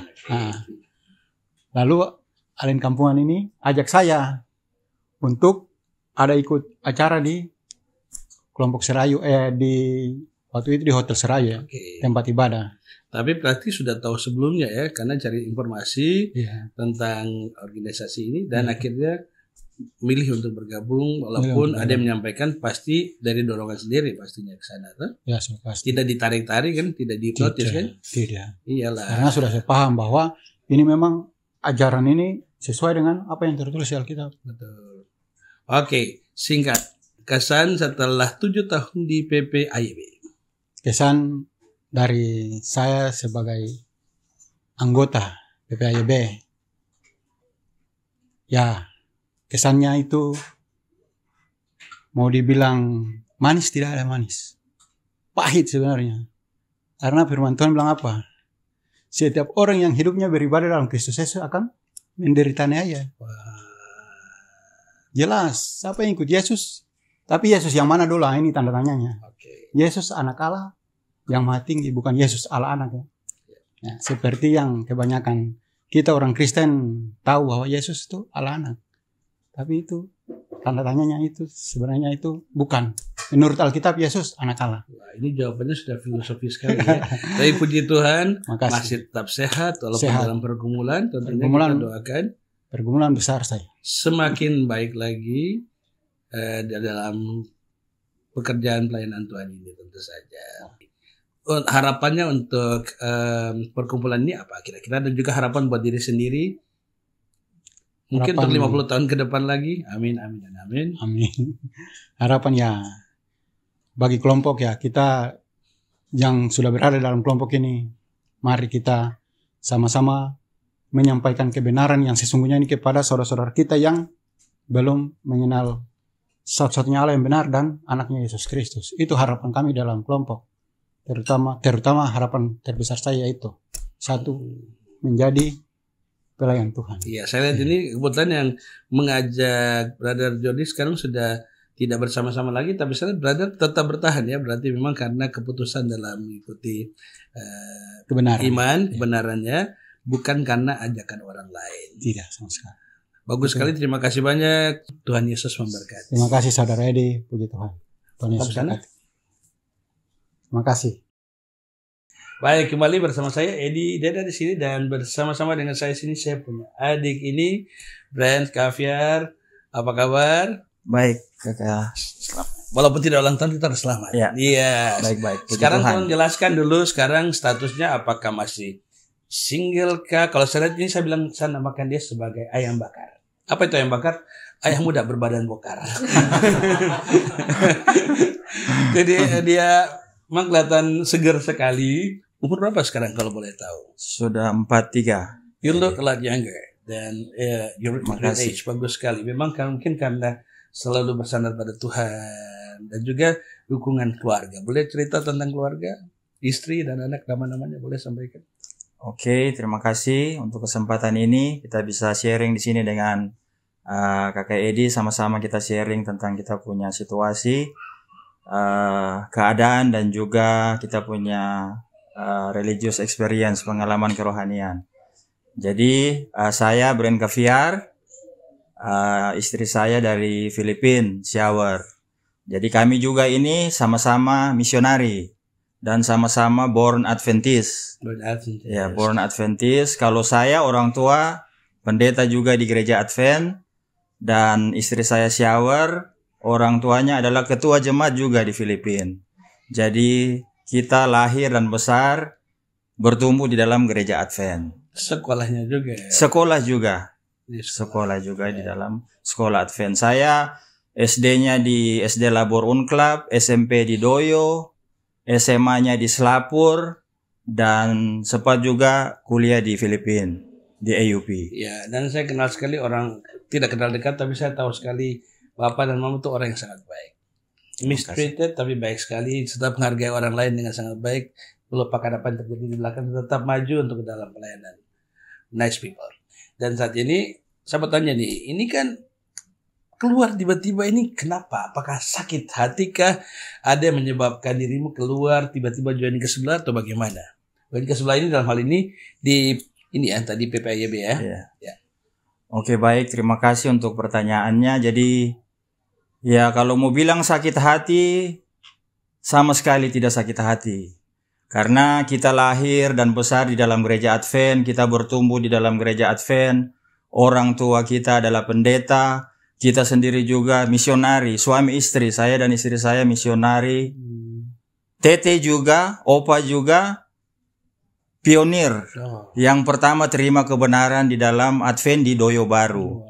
Jadi kalau mau bilang sakit hati, tidak sakit hati karena kita tahu ini gereja yang benar dan kita mau sama-sama untuk reformasi di dalam gereja ini. Kata kuncinya reformasi. Iya. Oke. Tapi tadi kakak bilang kenapa tiba-tiba keluar? Iya. Kami tidak keluar. Kami percaya bahwa ini gereja yang benar dan kami mau reformasi di dalam gereja. Kalau ada yang salah, kita sama-sama saling koreksi dan saling perbaiki supaya kita bisa ikut jalan yang benar. Oke. Tapi tidak berterima dan tidak mengundurkan diri, tapi Iya. diminta untuk keluar. Betul. dalam hal ini ya. Karena Sopannya begitu ya. ya, karena waktu itu kita dapat surat tahun 2021 itu, mungkin waktu itu nama saya sama-sama dengan nama Abang Wilmore juga waktu itu. Kita ada dapat surat dari daerah untuk tidak dikasih ambil bagian, tidak boleh naik ke mimbar, tidak boleh kalau teman-teman ada satu WhatsApp grup dengan kita harus kita di unfriend. Jadi kita di dalam gereja hanya duduk begini dengan perasaan yang sepertinya tidak nyaman. Hampa. Iya, jadi kita pikir daripada kita di dalam gereja begini, kita tidak keluar atau tidak keluar atau mau keluar. Tapi karena situasi itu akhirnya kita memilih untuk lebih baik kita berkumpul bersama-sama untuk berbakti kepada Tuhan. Sebab do you think it's fair? Apakah menurut itu brand perlakuan itu adil atau tidak? Kalau menurut saya, kalau kita mau ikut firman Tuhan, Tuhan sudah katakan lalang dan gandum itu tumbuh bersama-sama. Tapi kita tidak tahu kenapa dari sisi sebelah mereka lihat kita ini sepertinya, oh ini sudah lalang, ini langsung cabut saja. Seperti itu. Mungkin itu kalau kita gunakan bahasa Alkitab, mungkin itu yang kita rasakan. Tapi hubungan personal aman ya, karena kan tinggal di kompleksnya teman-teman yang SDA juga, jadi seharusnya tidak masalah atau? Ya. Kalau dengan teman-teman, puji Tuhan ada yang baik. Contohnya seperti sekarang Kakak Edi begini, ada yang mau tanya, mau sharing. Tapi banyak juga ada juga yang tidak seperti itu. Dari jauh sudah lihat langsung mungkin buang muka, pura-pura tidak dilihat, dan sepertinya ada jarak. Tetapi ada juga yang tetap menganggap kita sebagai teman, sebagai sahabat yang walaupun mungkin sudah berbeda, tapi kita punya relation itu masih sama seperti dulu. Baik. Jadi join di organisasi ini atau perkumpulan ini sejak kapan? Jadi saya dan istri kita di PPIAEB ini sejak tahun 2021. Iya. Jadi mengenal pekabaran ini juga kami dengan Abang Wilmore juga belajarnya terpisah. Terpisah ya. Iya, karena waktu itu saya ingat saya di Tembagapura tahun 2017. Waktu itu ada keluar sekolah sahabat tentang Roh Kudus. Jadi saya baca pelajaran ini dan saya coba sharing ke Abang Wilmore dan jemaat di Tembagapura.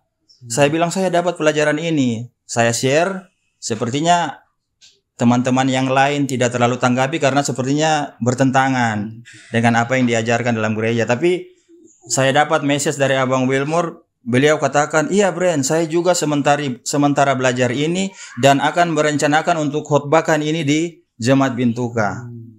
Itu awalnya seperti itu. Tapi begitu kita terima dan kita kumpul sama-sama di Timika ini tahun 2021. Itu keluarga sudah di shower dan ya, saya karena situasi di dalam gereja seperti tidak nyaman, mereka tidak kasih kita bawa bagian, tidak boleh naik mimbar. Dan apa yang kita alami ini juga keluarga kita juga rasakan. Padahal hanya saya sendiri. Tapi ya? Kena impact juga. Ya, tapi bapak, mama dan saudara-saudara yang lain juga mereka juga kena. Jadi saya bilang, sayang kita yang kenal kebenaran ini, mari sudah kita sama-sama ke Timika saja. Supaya kita bergabung dengan saudara-saudara yang seiman, satu roh, supaya jangan kita mengganggu kita punya keluarga yang lain. Akhirnya kita ambil keputusan untuk datang bergabung dengan saudara-saudara di Timika. Oke, ini sekarang pertanyaan ringan. So far bagaimana 2021 sampai 2025? Aman, so far so good ya? Ya. Pasti. Ada tantangan, saya dengar bahwa bukan dari jemaatnya, tapi saya pernah mendengar bahwa brand karena principle matter, jadi memutuskan untuk tidak bekerja secara rutin lagi. Dan itu merupakan satu keputusan yang merupakan iman dan juga tantangan, challenge. Bagaimana sejauh ini di jemaat? Saya yakin saling mendukung ya sebenarnya dalam hal ini. Ya, kalau di jemaat kita sama-sama di kelompok di Timeka ini kita saling mendukung karena kita percaya bahwa kita memiliki satu roh. Betul. Jadi kita saling mendukung. Tapi kadang kalau orang dari luar melihat kita mengalami situasi atau hal-hal seperti ini, mereka tunjuknya ke yang negatif. Contohnya itu, karena dia gabung di sana tuh akhirnya dia kehilangan pekerjaan atau dia dapat ini, dapat itu. Kena azab. Ya, kayaknya seperti begitu. Saya nggak percaya azab sih sebenarnya. Saya tidak percaya azab. Saya percaya bahwa all thing happens for a reason. Ya. Gitu ya. Jadi memang semuanya terjadi karena rencana Allah yang indah saja. Dan ini bisa jadi adalah satu salib yang harus dipikul dulu untuk semakin teguh dalam pelayanan. Memang betul Kak Edi, karena begitu saya kehilangan pekerjaan dan datang ke sini, situasinya beda. Mungkin saya kehilangan pekerjaan karena tidak bekerja pada hari Sabat. Tapi hubungan, relation, kerohanian itu lebih bagus. Lebih bagus ya. Selama ini bisa sama-sama dengan keluarga, worship pagi, worship malam. Kita bisa ke gereja sama-sama, pulang ke rumah. Kalau sebelumnya kan kasihan. Saya punya istri jauh-jauh dari Filipina, tetapi begitu tiba di sini saya kasih tinggal dia karena harus kerja di atas. Dan buat anak juga bagus, father figure bisa sama-sama ya. Betul. Blessing in disguise. Semuanya ada hikmahnya tentu saja. Oke, yang terakhir, apakah ada pesan buat yang nonton atau buat perkumpulan boleh dibagi pada saat ini? Oke, terima kasih untuk kesempatan ini. Jadi di saat ini mungkin saya punya pesan bagi saudara-saudara yang mungkin melihat video ini. Kami kelompok penyembah Allah yang benar yang ada di Timika ini, kami sangat mencintai kebenaran. Kami tidak membenci gereja Advent. Jadi bahasa yang mungkin kita bisa lihat adalah gereja sekarang ini bukan Babel. Kita tidak mengajar bahwa gereja Advent itu Babylon, tidak. Tapi kita memberitahukan bahwa gereja Advent sementara bersinah karena kita menyembah Allah yang lain. Jadi ajakan saya kepada saudara-saudara semua yang nonton pada hari ini, mari kita kembali kepada kita punya cinta pertama, yaitu Yesus Kristus. Kita sembah satu-satunya Allah yang benar, yaitu Allah Bapa.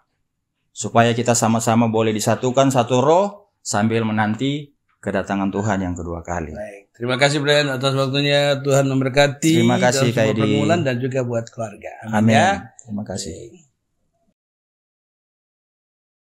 Oke, kembali bersama saya Edi Deda dan juga Bang Wilmore. Halo, Pak. Terima kasih. Halo, Kita Edi. sekarang ada di sesi kedua. Masih berjalan, tenang aja. Sesi kedua, tadi ada break, 2 iklan yang lewat tadi sudah kita nikmati bersama. Selanjutnya Bang, ini pertanyaan mendasar yang perlu saya tanyakan lagi. Baik. Karena perlu adanya penegasan. Kenapa penting sekali kita membahas tentang kealahan ini? Dan juga tentu saja kaitannya dengan Roh Kudus ya Bang ya. Seperti kita tahu berapa sebenarnya jumlahnya, gitu kan? Terus orang bilang kenapa kita perlu tahu? Karena di surga nanti kita bisa tahu juga gitu. Nah, kalau kita bahas itu Bang, nanti bisa dikaitkan juga dengan Roh Kudus. Kenapa kita tidak percaya kepada Roh Kudus? Itu bahasa yang keluar dari orang-orang ya. Silakan Bang. Baik, terima kasih Saudara Edi. Pertanyaan yang baik sekali. Seringkali orang mengatakan bahwa topik ini topik sampingan. Masih ada lagi yang lebih penting daripada ini. Kita prihatin dengan situasi itu karena itu bukti bahwa kita belum meluangkan waktu untuk belajar. Yesus datang ke dunia ini untuk memperkenalkan Bapa kepada kita. Bukan secara fisik, tetapi karakternya. Itulah yang Roh Buat katakan, itulah yang Alkitab juga nyatakan. Jadi, kita perlu mengenal siapa Allah yang kita sembah. Sebab dengan mengenal Allah yang kita sembah ini, kita mengenal karakternya. Dan dengan mengenal karakternya, kita mengenal cara untuk memilikinya. Ini pentingnya kita tahu siapa Bapa, siapa Anak, dengan siapa. Nah, karakter Bapa, Yesus nyatakan di dunia ini kepada umat-umat saat itu. Tapi dia sekarang sudah kembali. Dia tidak di dunia ini lagi. Bagaimana caranya? Dia lanjutkan, dia punya peran untuk memperkenalkan Bapa kepada umat manusia. Itu dengan mencurahkan rohnya. Roh Allah ini curahkan. Iya, jadi pada waktu dia diurapi di sorga, ini saya tidak bisa menjelaskan dari awal, tapi pada waktu dia kembali setelah kebangkitannya, dia diurapi menjadi imam besar. Nah, Ibrani 1 ayat 8 dan 9 katakan, Bapa mengurapi dia dengan minyak. Itu sebagai lambang daripada pengurapan menjadi imam besar. Pada saat itu, di dunia terjadi kecurahan Roh Kudus. Jadi prosesi pengurapan Yesus sebagai imam besar di sorga, itu bersama dengan prosesi kecurahan Roh Kudus di dunia. Yang pada kitab Kisah Para Kisah Pasal Rasul. 2. Oh, Ya. baiklah. Jadi pada waktu Yesus terima kuasa dari Bapaknya, karena minyak itu kan lambang roh, Iya. lambang kuasa, rohnya dicurahkan. Jadi dia terima dari Bapa, Bapa kasih kepada anak, anak kasih kepada umatnya di dunia ini. Nah, itu adalah kelanjutan. Karena Roh Nubuat katakan, tidak ada gunanya Yesus mati di dunia ini dan bangkit menjadi penebus kita, jika dia punya misi tidak ada yang lanjutkan. Nah, yang lanjutkannya adalah Roh Kudus itu. Oke. Sehingga pada waktu kita menerima rohnya, kita tidak hanya menerima Kristus, tapi menerima Bapaknya. Sebab Yesus waktu berdoa, dalam Yohanes pasal 17, dia bilang gini, Engkau dalam aku ya Bapa, aku dalam engkau, supaya mereka dalam kita. Dia bilang, dalam kita ini siapa? Bapa dan anak. Saat kita terima Yesus, kita juga terima Bapa. Sebab Bapa terlebih dahulu di dalam anaknya. Jadi menerima rohnya Yesus yang adalah Roh Kudus itu, suatu hal yang signifikan. Itu pemberian terbesar yang dapat diberikan kepada kita. Karena dengan menerima Roh Kudus, kita menerima keduanya, Bapa dan anak. Itulah yang pentingnya kita memiliki dan mengetahui. Kenapa kita bahas tentang kealahan ini? Sebab tujuan utama kita adalah untuk memiliki karakter Allah, dan itulah syarat untuk kita menerima kerajaan sorga, atau mewarisi kerajaan sorga. Karakter kita harus diubahkan dari sekarang, bukan nanti. Jadi pada waktu kita mengalami perubahan ini, tidak bisa oleh kuat kuasa diri sendiri. Harus dibantu oleh Yesus itu. Yesuslah yang menolong kita untuk memiliki karakter yang dia bawa dari Bapa untuk menjadi bagian kita. Karena dia sudah hidupkan. Jadi purification harus tetap berjalan. Harus berjalan. Sudah berjalan. Ya, jadi ada yang namanya justification by Yes. faith, ada sanctification by faith, ada glorification by faith. Oh, Nah, oke. Justification by faith itu sekejap, Saudara Edi. Udah. Begitu saudara percaya Jesus adalah my personal savior, you are justified. Oke. Dibenarkan, saudara ini dibenarkan. Tapi sesudah itu, mesti ada proses untuk sanctification, ya. pengudusan. Proses. Ya. Seumur hidup. Itulah perlunya roh. Dia bukan kerjakan lagi secara fisik di dunia ini. Dia karuniakan rohnya. Nah, kalau kita salah terima roh, sanctification yang mana kita terima? Salah pilih roh. Itu Oh, bagaimana, bisa. Bang? Bagaimana konsepnya? Karena di dunia ini, Roh Nubuat katakan ada dua roh. Oke. Roh Kristus dengan roh antikristus. Oke, ya. Oke. Nah, ini roh antikristus sudah jelas kan? Nah, Oke. kita harus tahu yang mana bekerja dalam hidup kita. Roh yang mana? Kalau kita mau menerima karakter Bapa, kita harus menerima roh anaknya. Sebab satu-satunya manusia di dunia ini yang menyatakan karakter Bapa dengan sempurna hanya Yesus. Sebagai image Allah yang Iya. dipancarkan dalam kehidupan di dunia ini. Betul sekali. Bang, kalau kita kaitkan dengan firman Tuhan di ayat Alkitab yang mengatakan bahwa pada saat Yesus naik itu ada, saya lupa di kutipan mana, tapi dikatakan, tetapi aku akan berikan kepadamu seorang penolong yang Ya. lain. Dalam hal ini, Ya. Roh Kudus. Ya. Gimana caranya kita menjelaskan konsep itu, Bang? Oh, bagus sekali. Pertanyaan baik sekali ini. Karena seringkali orang terbabit dengan kata yang lain. Betul. Ya, yang lain. Benar kan, Bang? Ya, penolong yang lain. Ya, betul. Yang lain. Nah, dalam hal ini, satu hal yang perlu kita ingat adalah dalam pasal 13, itu pasal 14, Yohanes pasal 14. Oke, ini konteksnya, kita bicara konteks, Konteksnya, Bang, ya. dalam pasal 13, Yesus lagi makan malam terakhir dengan para murid. Oke. Setelah Yudas pergi, karena Yesus tahu dia yang akan berkhianat, dia pergi, dia cerita kepada mereka ini. Ceritanya itu pasal 14, 15, 16. Pasal 17 dia tutup dengan doa. Itu doa pasal 17. Nah, dalam pasal 14, 15, 16 dia cerita kepada mereka, saya mau pergi untuk siapkan tempat sama kamu. Tapi saya tidak tinggalkan kamu. Boleh saya baca? Boleh, Bang. Alkitab ya? Silakan. Nanti Supaya tampilkan juga di layar. Jadi saya tampilkan di layar. Karena dia tahu para muridnya akan bersedih. Dia mau pergi. Oleh karena itu dia harus kasih jaminan Penghibur, bahwa penolong yang ya, comfort, orang bilang ya, penghibur, penolong yang lain. ya, supaya ada yang menemani mereka seterusnya. Ya, jadi Saudara Edi, dalam Alkitab bahasa Indonesia sama dengan bahasa Inggris. Saudara-saudara pemirsa boleh mengikuti dalam bahasa Inggris, bahasa Indonesia isinya sama. Nah, kalau saya baca, ya, kita baca ayat 16 dan 17. Ini satu rangkaian.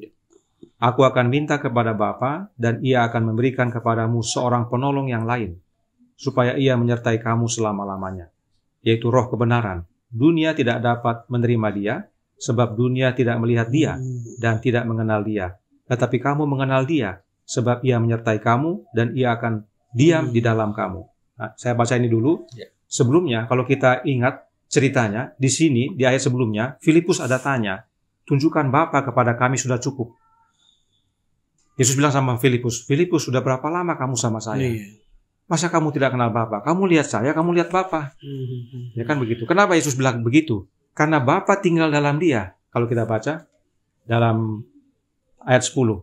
Tidak percaya sebelumnya. Iya, tidak percayakah engkau bahwa aku di dalam Bapa dan Bapa di dalam aku? Apa yang aku katakan kepadamu tidak aku katakan dari diriku sendiri, tetapi Bapa yang diam di dalam aku, dialah yang melakukan pekerjaannya. Itu sebabnya Yesus disebut namanya Immanuel, Allah beserta kita. Sebab Bapa tinggal dalam anaknya. Jadi pada waktu Yesus di dunia ini, Bapa sama-sama kita sebenarnya. Sebagai perwujudan Allah di dalam dunia ini. Dalam dunia ini. Jadi Bapa ada bersama para murid saat itu. Jadi yang Yesus nyatakan kepada mereka sebenarnya adalah kehidupan Bapa. Memang yang mereka lihat adalah Yesus. Tapi apa yang Yesus hidupkan, katakan, perbuat, itu adalah dari Bapanya. Supaya dunia saat itu, manusia saat itu mengenal, oh ini adalah Bapa rupanya. Tapi kenapa ya Bang, ini namanya orang awam biasa tanya. Kenapa kita selama saya pribadi terutama selalu menganggap bahwa comforter, penolong lain itu selalu adalah Roh Kudus, which is oknum yang lain. Ya. Itu gimana sampai konsepnya kita terkonsep seperti itu Bang ya? Nah ini nah kita kembali lagi tadi ya. Tadi katakan penolong yang lain. Nah karena kata yang lain ini sering orang hanya berhenti di sini, saudara ini. Ya. Mereka tidak kelanjutannya. Tapi sebelum kelanjutan, saya sampaikan, karena saya bilang tadi bahasa Inggris bahasa Indonesia sama. Yeah. Bahasa Indonesia berkata begini. Sebab dunia tidak melihat dia dan tidak mengenal dia. Tetapi kamu mengenal dia. Ini menarik. Kenapa menarik? Dia bilang begini di ayat 16. Aku akan minta. Kalau dibilang aku akan minta, sudah atau belum? Belum. Belum kan? Belum. Nah. Dan ia, yaitu Bapa, akan memberikan. Sudah atau belum diberikan? Belum. Belum diminta, belum diberikan, tapi kok kamu mengenal dia? Yeah. Kontras sekali kan? Nah. Lalu dia bilang, kenapa kamu mengenal dia? Sebab ia menyertai kamu. Dan akan diam terus dalam kamu. Berarti present tense, ia menyertai kamu. Dalam bahasa Inggris juga itu, bahasa dalam bahasa present tense ya. Bukan past tense ya. Bukan past tense. Dwelleth with you. And shall be in you, kalau bahasa Inggrisnya. Dan akan diam dalam kamu. Jadi, penolong yang lain ini, yang Yesus akan minta, dan Bapa akan berikan, para murid sudah kenal, karena si penghibur itu, ada menyertai mereka. Lalu siapa itu yang menyertai mereka? Yesus selama ini. Yesus sama mereka. Di mana Bapa ada tinggal di dalam dia. Itu yang mau dia perkenalkan sama para murid. Itu penolong penghibur itu sebenarnya Bapa saya, yang tinggal dalam saya. Apa yang saya lakukan ini sebenarnya pekerjaannya dia. Memang kamu lihat saya, tapi itu sebenarnya dari dia. Dan dia itu ada sama kamu, menyertai kamu. Tapi saya akan minta supaya nanti dia akan diam di dalam kamu. Ayat 18. Aku tidak akan meninggalkan kamu sebagai yatim piatu. Aku datang kembali kepadamu. Dia minta penolong yang lain, tapi dia bilang saya yang datang. Kenapa? Karena dia memang yang menyertai. Nah, disebut yang lain karena bukan secara fisik lagi. Dia akan hadir oleh kehadiran rohnya. Itu sebabnya dalam ayat 20. Pada waktu itulah kamu akan tahu. Ini pada waktu hari Pentakosta. Bahwa aku di dalam Bapakku dan kamu dalam aku dalam kamu. Bagus. Ya? Make sense. Ya, saya hanya baca Alkitab ya. Tidak pakai kutipan ya. Tidak pakai kutipan ini, belum pakai ada kutipan yang menjelaskan. Ada kutipan. Jadi dari sini kita base ini aja. Base ini saja. Karena sangat jelas. Kecuali kalau terang ini tidak jelas, baru kita gunakan terang kecil mungkin ya. Tidak demikian juga. Dan juga ya. Iya. Tapi terang, jelas ya sini ya. Di sini sudah jelas. Terang kecil itu Tuhan Roh buat memberikan perspektif yang lain. Dia berikan perspektif yang lain sehingga kita melihat gambaran besarnya dari apa yang disampaikan oleh Alkitab. Ya. Jadi membantu melihat Alkitab secara besar. Konteksnya juga kadang-kadang jurnal dibuat, kadang-kadang tempatnya dikasih tahu, dia punya setting pada saat itu dikasih tahu ya. Buat kita lebih ini. Iya, selama ini kita mungkin tidak terpikir soal itu karena mungkin cuacanya hampir sepintas lalu saja kah, atau mungkin karena terkonsep dalam pikiran kita seperti itu. Bukan brainwash. Sepertinya begitu. Seperti itu. Saya lihat dari segi narasinya, saudara-saudara ini. Narasi dalam gereja Advent sudah menekankan yang lain, bukan menekankan kenapa Yesus baru mau minta dan Bapa baru mau kasih, kok para murid sudah kenal. Dan mereka kenal karena menyertai mereka.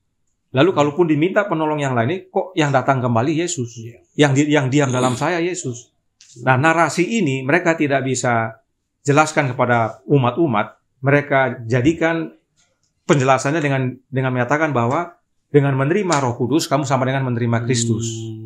Abang pernah nggak ditantang soal itu sama pihak-pihak yang pernah mendebat Abang soal Roh Kudus ini? Pernah Abang jelaskan tentang konsep yang lain tadi? Sudah saya jelaskan. Apakah mereka menerima dan memberikan input balik dalam bentuk apa? Iya, kesulitan mereka menerimanya. Ya, karena banyak juga yang berpendapat bahwa saya bukan lulusan teologi. Oh, baiklah. Nah, kalau sekolah teologi lain caranya. Dalam lihat ya. Iya. Baik. Oh, ini tadi pertanyaannya tidak ada list ya, tapi saya penasaran aja karena memang tiba-tiba teringat bahwa di Alkitab itu paling sering kita ingat, tetapi aku akan berikan kepadamu seorang penolong yang lain, dan konsepnya benar-benar kalau kita baca dengan jelas memang make sense sekali. Iya. Make sense menurut saya. Dan kalau saudara ini nanti baca dalam bahasa Inggris, khususnya ayat 22, di sini katakan Yudas yang bukan Iskariot berkata kepadanya, "Tuhan, apakah sebabnya maka engkau hendak menyatakan dirimu kepada kami dan bukan kepada dunia?" Karena Yesus bilang, dunia tidak melihat saya, tidak mengenal saya, tapi kamu mengenal saya. Nah, dia tanya, kenapa kamu mau menyatakan dirimu? Kamu bilang kamu mau pergi, terus kamu datang kembali, kenapa? Tapi dalam bahasa Inggris lebih baik. Apa dibilang? Disebutkan how. Kalau di sini kan apa sebabnya? Iya. Terusnya how bagaimana? Bagaimana? Di dalam bahasa Inggris katanya how thou will manifest, ya. How you will manifest yourself in us. Dikasih dalam bahasa Inggris. Jadi ya mungkin saya lihat dalam bahasa Inggrisnya supaya jelas ya. Ya, supaya nanti kita tampilkan. Ini pakai versi apa nih, Bang? Yang King James, selalu pakai King James saya. KJV ya? Iya. Nah, juga tiba-tiba saya ingat aja tadi tentang ayat yang tadi dan make sense tadi ya. Yeah. Judas said unto him, not Iscariot, Lord, how is it that thou wilt manifest thyself unto us? How you manifest yourself unto us? You said you are going back. And you said you will coming back. How? Nah, ini yang mereka tidak mengerti. Nanti pada hari Pentakosta baru mereka, oh ini yang dia bilang. Kecurahannya. Iya, kamu dalam aku dalam kamu. Pada saat Yesus diurapi di sorga, itu curahkan manifestnya pada saat itu. Jadi ingat ya. Dan itu Roh Nubuat juga tuliskan. Roh Nubuat juga katakannya. Menarik sekali. Oke, tadi langsung menjawab sekitar 3 pertanyaan di list saya. Dan pertanyaan bagus sekali menurut saya. Dan ini konsep paling mendasar yang harus kita pahami bersama dan sering disalahartikan, salah dimengerti oleh orang-orang lain yang mungkin tidak mau mencoba memahami. Ada juga pertanyaan bahwa umat di perkumpulan di PPAYB ini memilih untuk mengikuti jejak dari pionir Advent seperti yang dinyatakan oleh Ellen G. White. Apakah seperti itu? Kalau misalnya itu case-nya, kira-kira pionir apa yang menjadi inspirasi atau motivasi atau inspirasi dalam pergerakan ini? Baik, ya terima kasih. Sebenarnya pada waktu kami menerima kebenaran ini, bukan karena para pionir sebenarnya. Bukan ya. Tapi karena bagaimana Alkitab dan Roh Nubuat sama-sama menjelaskan tentang kebenaran ini dengan begitu jelas, begitu baik, kami dengan mudah menerimanya. Dan pada waktu kami selidiki bahwa rupanya para pionir juga memiliki iman yang serupa, kami seringkali menjelaskan kepada orang bahwa iman kami sama dengan iman para pionir. Itu menjadi konotasi bagi mereka, oh rupanya mereka ikut dengan para pionir. Kami tidak masalah juga, memang mereka pendahulu kita. Dan kami senang dihubungkan dengan para pionir. Tetapi pada awalnya, kami bahkan tidak kenal itu siapa John Loughborough, E.T. Jones, Stephen Haskell, James White, Uriah Smith. Kami pernah dengar-dengar tapi tidak pernah menelusuri bagaimana hidup mereka, tidak pernah, atau tulisan mereka, tidak pernah. Umumnya hanya Nyonya White, ya kan begitu. Tapi dengan kebenaran ini, kita mulai mempelajari tulisan-tulisan mereka. Karena seringkali ada yang menuduhkan, oh mereka itu tadinya non-trinitas, tapi pada akhirnya trinitas juga. Nah, begitu. Jadi kita selidiki mana. Ada yang betul, ada yang tidak. Ada yang betul dan tidak. Jadi kalau mau dibilang dihubungkan, oke, tidak masalah. Tapi sebagai asal muasalnya tidak dari situ. Tidak diasosiasikan langsung. Iya, tidak harus asosiasi langsung ya. Tidak harus langsung. Bahkan mungkin ini just thinking out loud. Bisa jadi nama-nama tersebut yang dicatat di buku sejarah, namun bisa jadi ada tokoh-tokoh lain yang mungkin tidak sepaham yang tidak ditulis di dalam sejarah. Bisa jadi begitu, betul, Pak, ya. Bisa jadi. Nah, itu mungkin jadi pemikiran kita juga untuk ke depan. Siapa tahu ada penelitian yang membuktikan hal itu, Pak, ya.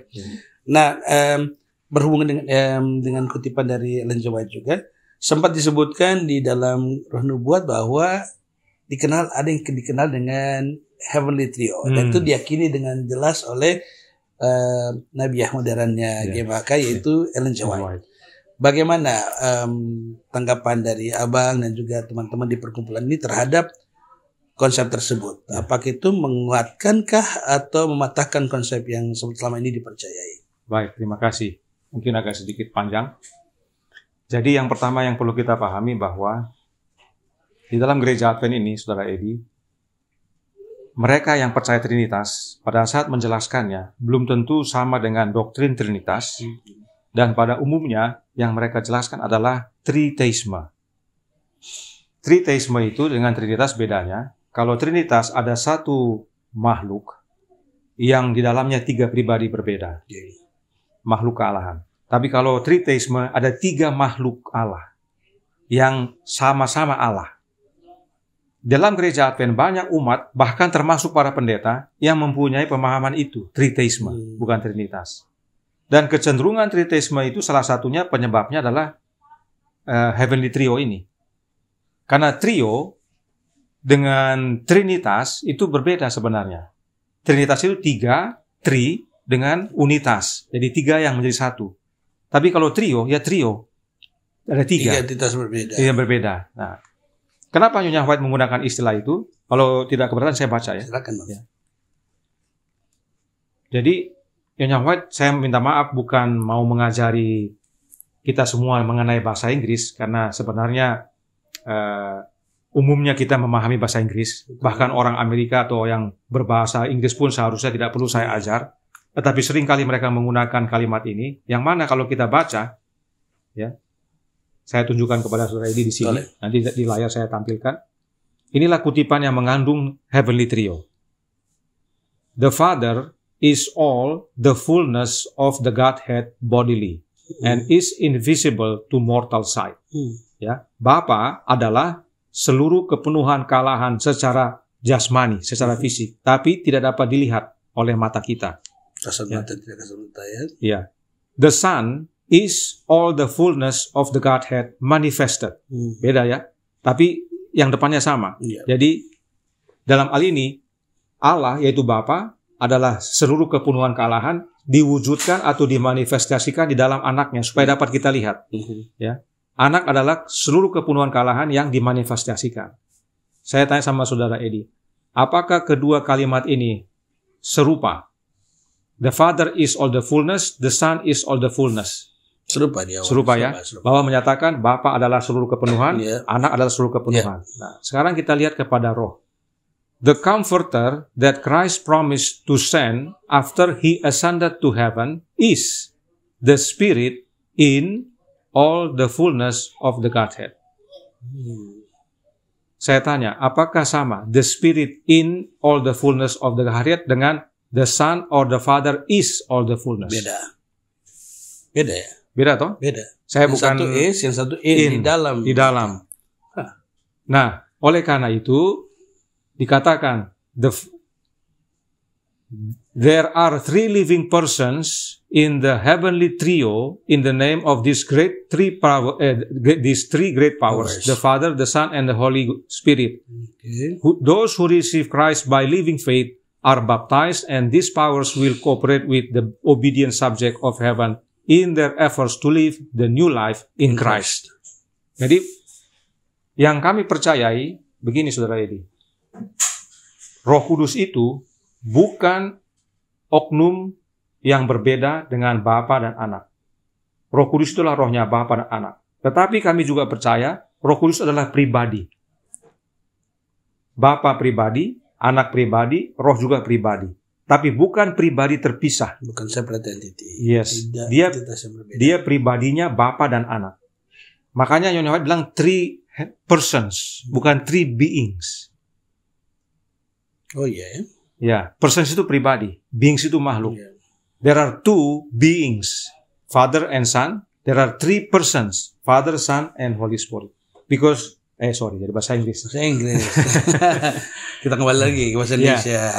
Sebab dikatakan the Spirit in the fullness. Yeah. Siapa yang punya the fullness of the Godhead?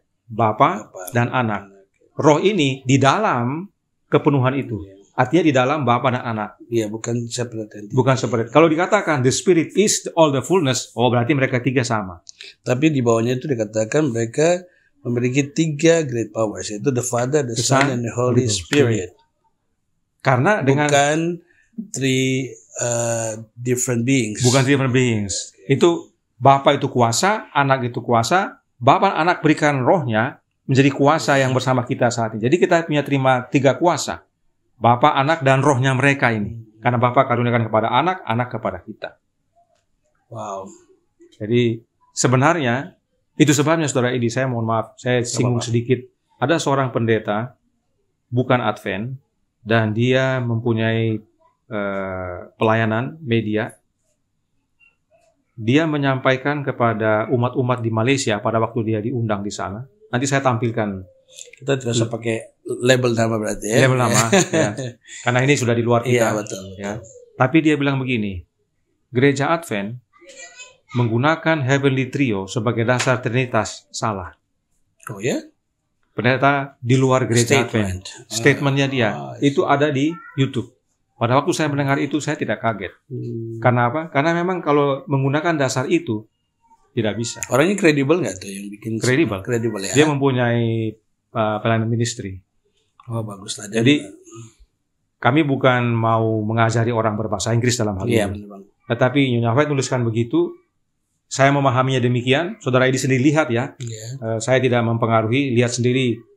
Hanya 2 kata, 2 huruf saja membedakan. Yeah. Is dengan in. Yeah. Sudah beda maknanya. Betul sekali.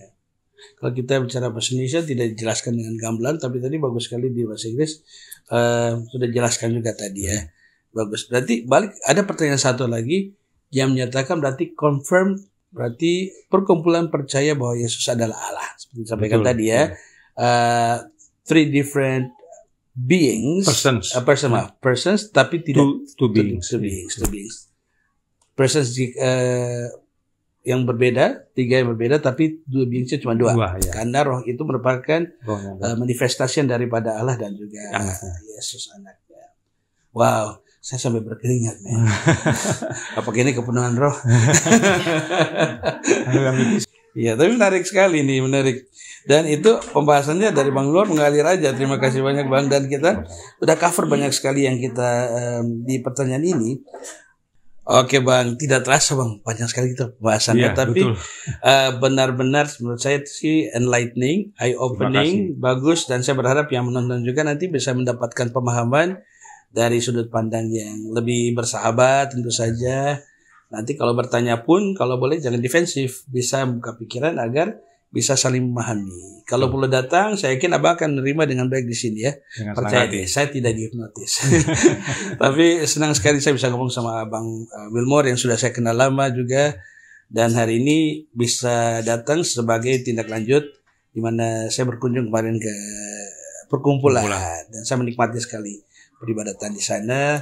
Terlepas dari firman yang sebenarnya sama, kita belajar Alkitab yang sama. Terus yang kita baca juga Kisah Para Rasul, which is Alkitab yang kita pelajari bersama, lagunya sama, makanannya juga sama, jadi praktis tidak begitu banyak yang berbeda. Seharusnya kalau saling memahami seharusnya aman ya. Oke. Baik, saya langsung pada pertanyaan yang terakhir ya, menyatakan bahwa kelompok ini atau perkumpulan ini menyatakan bahwa Allah Bapa itu memperanakan anaknya Yesus. bagaimana kita bisa menjelaskan Allah yang kealahan yang memperanakan atau melahirkan seorang anak. Mungkin buat umat Kristiani lebih mudah kita memahami, tapi harus pastikan bahwa pemahamannya tepat. Tapi bagi umat-umat yang lain non-Kristiani, pasti mempertanyakan hal yang sama. Bahkan terkadang menganggap itu adalah suatu hal yang mustahil, bin mustajab. Suatu hal mustahil ya. Silakan Bang kalau boleh dijelaskan kepada yang mendengar pada saat ini. Baik, terima kasih Saudara Edi. Ini pertanyaan terakhir tapi yang inti. Kenapa saya bilang demikian? Karena seringkali orang merasa bahwa dengan menolak Trinitas, kami tidak menerima Roh Kudus, dan karenanya kami tidak percaya Roh Kudus. Jadi mereka anggap kami hanya memiliki dua Allah. Seringkali mereka sebut dengan istilah duinitas. Padahal kalau kita pelajari tentang doktrin Trinitas sebenarnya, inti permasalahan ini semua adalah di Yesusnya. Kalau kita mengenal Yesus yang benar, kita mengenal Bapa, sebab Bapa memperkenalkan dirinya melalui anak, dan kita akan mengenal Roh Kudus, sebab Bapa mengaruniakan Roh melalui anak. Jadi tadi berarti konsepnya Allah manifested di Yesus, Roh Kudus dimanifestasi oleh Yesus yang datang sebagai perwujudan Allah. Iya. Simpelnya seperti itu. Simpelnya demikian. Jadi penting bagi kita mengenal Yesus, sebab Yesus sendiri bilang, tidak ada seorang pun datang kepada Bapa kalau tidak lewat saya. Yeah. Jadi kalau mau terima dari Bapa, hidup, roh, berkat, apapun, kita harus terima Yesus. Jadi Yesusnya ini jangkarnya. Kalau ini salah, ya tidak heran kita akan lari ke macam-macam doktrin. Ada Unitarian, ada Oneness, atau Sabellianisme, macam-macam. Nah, oleh karena itu, penting bagi kami, khususnya bagi yang bergabung dalam kebenaran ini, untuk mengerti dengan benar mengenai anak Allah yang diperanakan. Tadi Saudara Edi menyampaikan, orang Kristen mungkin mudah menerimanya. Kami punya pengalaman tidak, Saudara Edi? Oh ya? Iya, orang Kristen juga sulit untuk menerima yang namanya Allah itu punya anak yang diperanakan. Karena apa? Karena kita menurunkan derajat Allah kepada tingkat kita. Kita sebagai manusia mengerti kalau seseorang punya anak, itu ada seorang istri yang mengandung 9 bulan, kemudian melahirkan. Entah itu normal atau sesar. Kalau Allah yang maha kuasa, tidak ada yang mustahil bagi dia. Bagaimana caranya? Dan Roh Nubuat katakan, robek dari dadanya. Nah ini ada kutipannya, nanti saya tampilkan. Robek dari dadanya, itulah wujud cara Yesus keluar dari Bapa. Nah, sekarang saya tanya, bagaimana Hawa keluar dari Adam? Diambil dari rusuk, dagingnya berarti iya. Ya, dikeluarkan. Keluarkan, Bapa bentuk jadi. Nah, tetapi tantangannya adalah kalau Hawa dia dibangun dari Adam langsung dewasa. Iya. Tapi kalau Yesus dia keluar dari Bapa tidak langsung dewasa. Buktinya apa? Amsal 8. Amsal 8 adalah satu pasal yang menjadi perdebatan dalam gereja Advent sekalipun. Meskipun dia Trinitas. Karena ada yang menganggap itu Yesus, ada yang menganggap itu hikmat. Bahkan menganggap perempuan, karena hikmat di situ Sofia. Tetapi kalau kita pelajari bagaimana Yohanes menjelaskan tentang Yesus, pada mulanya adalah firman dan firman adalah Allah. Kenapa firman ini ada mulanya? Karena firman itu lahir dari Bapa. Yang dijelaskan dalam buku Amsal, keluar, brought forth. Dikatakan dalam Amsal bahwa si hikmat ini dalam pasal 8, sebelum semuanya ada, bukit-bukit, samudra raya, I was brought forth, kata dia. I was dibawa keluar. Brought forth itu dibawa keluar. Dalam bahasa Indonesia disebutkan lahir. Aku telah lahir. Tapi bahasa Inggris lebih tepat, aku dibawa keluar. Sebab dada Bapa dirobek, dari dia sendiri punya, itulah istilahnya tindakan kasihnya. Anaknya dibawa keluar. Bagaimana caranya tidak perlu kita tahu. Itu rahasianya dia. Tetapi kita tahu bahwa Yesus itu lahir dari Bapa. Oleh karenanya, alamiahnya Yesus sama dengan alamiah Bapa, sama dengan kita punya anak-anak. Alamiah dia sama dengan alamiah orang tuanya, alamiah manusia. Tetapi dalam doktrin Trinitas yang menyatakan bahwa ketiga-tiganya, Allah Bapa, Allah Anak dengan Allah Roh, ada dengan sendirinya bersama-sama di masa kekekalan. Oleh mereka, yang namanya Allah itu harus tidak punya awal. Dengan Yesus lahir dari Bapa, dia punya awal. Dan kalau dia punya awal, berarti dia Allah lebih rendah. Itu konsep mereka. Tetapi kalau Tuhan menciptakan, kalau kita baca dalam buku Kejadian, pasal 1, ayat 11 dan 12, 21 dan 22, dalam bahasa Inggris ya, Saudara Edi, dalam bahasa Indonesia tidak disebutkan, Allah menciptakan segala sesuatu itu, tumbuh-tumbuhan atau hewan, after its kind. Dalam bahasa Inggris ada disebutkan, menurut jenisnya. Tapi bahasa Indonesia tidak disebut. Kenapa demikian? Karena Tuhan mau kasih teladan sama kita, kasih pelajaran sama kita bahwa kalau kamu tanam mangga, dia akan berbuah mangga. Kamu tanam bijinya akan tumbuh mangga lagi, after its kind. Nah, saya punya anak after my kind, yang lahir dari saya, yaitu kain ilahi, atau jenis ilahi, jenis Allah. Sama seperti manusia, anak punya anak after its kind, manusia lagi. Dan anak yang kita lahirkan itu, kemanusiaannya tidak lebih rendah dari kita, toh? Sama dia, ya, meskipun lahir kemudian. Nah, oleh karena itu, ini yang perlu dipahami oleh umat-umat yang Alkitab nyatakan dan juga Roh Nubuat nyatakan. Jadi Yesus lahir dari Bapa, dia punya sama alamiah, yaitu alamiah ilahi, itulah sebabnya dia disebut Allah dalam kategori alamiah. Tapi sebagai posisi satu-satunya Allah yang benar, itu Bapa. Yesus akui. Bahkan Yesus katakan kepada Maria pada waktu dikubur, Maria cari-cari dia, kasih tahu sama saya punya saudara-saudara bahwa saya harus kembali kepada Bapa saya, Bapamu, Allah saya, Allahmu. Jadi Yesus mengakui Bapanya dan Allahnya. Jadi meskipun Yesus disebut Allah, tapi dia tahu bahwa bukan dia Allah yang memang dunia perlu sembah, tapi Bapa. Tapi kenapa dunia sembah Yesus? Karena Bapa yang perintahkan. Ini anak saya sudah kasih semua kuasa kepada dia, kerajaan sama dia, kamu harus sembah dia. Malaikat juga sembah anak saya. Jadi kita percaya Yesus Allah karena bukan muncul bersamaan dengan Bapa, tapi karena lahir dari Bapa. Alkitab Roh Nubuat nyatakan. Jadi kalau belajar Amsal 8 dengan Yohanes, kita lihat hubungan. Karena di Yohanes, Yesus juga bilang sama para orang Yahudi. Yohanes 8 ayat 42. Dia bilang, aku keluar dan datang dari Allah. I proceeded forth and came from God. Nah, proceeded forth itu sama dengan brought forth tadi, dibawa keluar, dibawa maju. Nah, itu dia. Jadi proses kelahiran Yesus jangan disamakan dengan kita, atau proses peranakannya tidak sama. Tapi yang Alkitab dan Roh Nubuat nyatakan Yesus diperanakan. Itu sebabnya Yohanes White bilang gini, ada 3 jenis anak Allah dalam Alkitab. A son by creation, yaitu berdasarkan ciptaan, seperti Adam dan para malaikat. A son by adoption, diadopsi, yaitu kita umat-umat yang bertobat, jadi anak-anak Allah. Dan a son begotten. Nah, kata begotten ini dalam dunia teologi banyak dipersoalkan. Ada yang bilang ini hanya kiasan, ada yang bilang ini hanya unik, atau spesial, atau istimewa. Tapi Yohanes White gunakan begotten as it is, yaitu diperanakan, dilahirkan.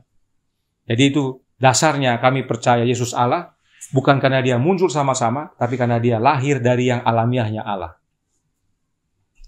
Oke, wow. Tidak terasa kita sudah tiba di akhir bincang-bincang kita. Bang Nur, jika ada pesan buat yang nonton saat ini, closing statement dari Bang Nur, silakan. Baik, terima kasih Saudara Edi.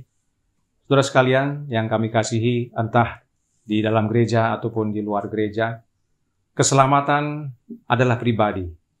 Kita tidak diselamatkan secara kelompok atau secara institusi. Masing-masing kita harus mengenal siapa yang kita sembah.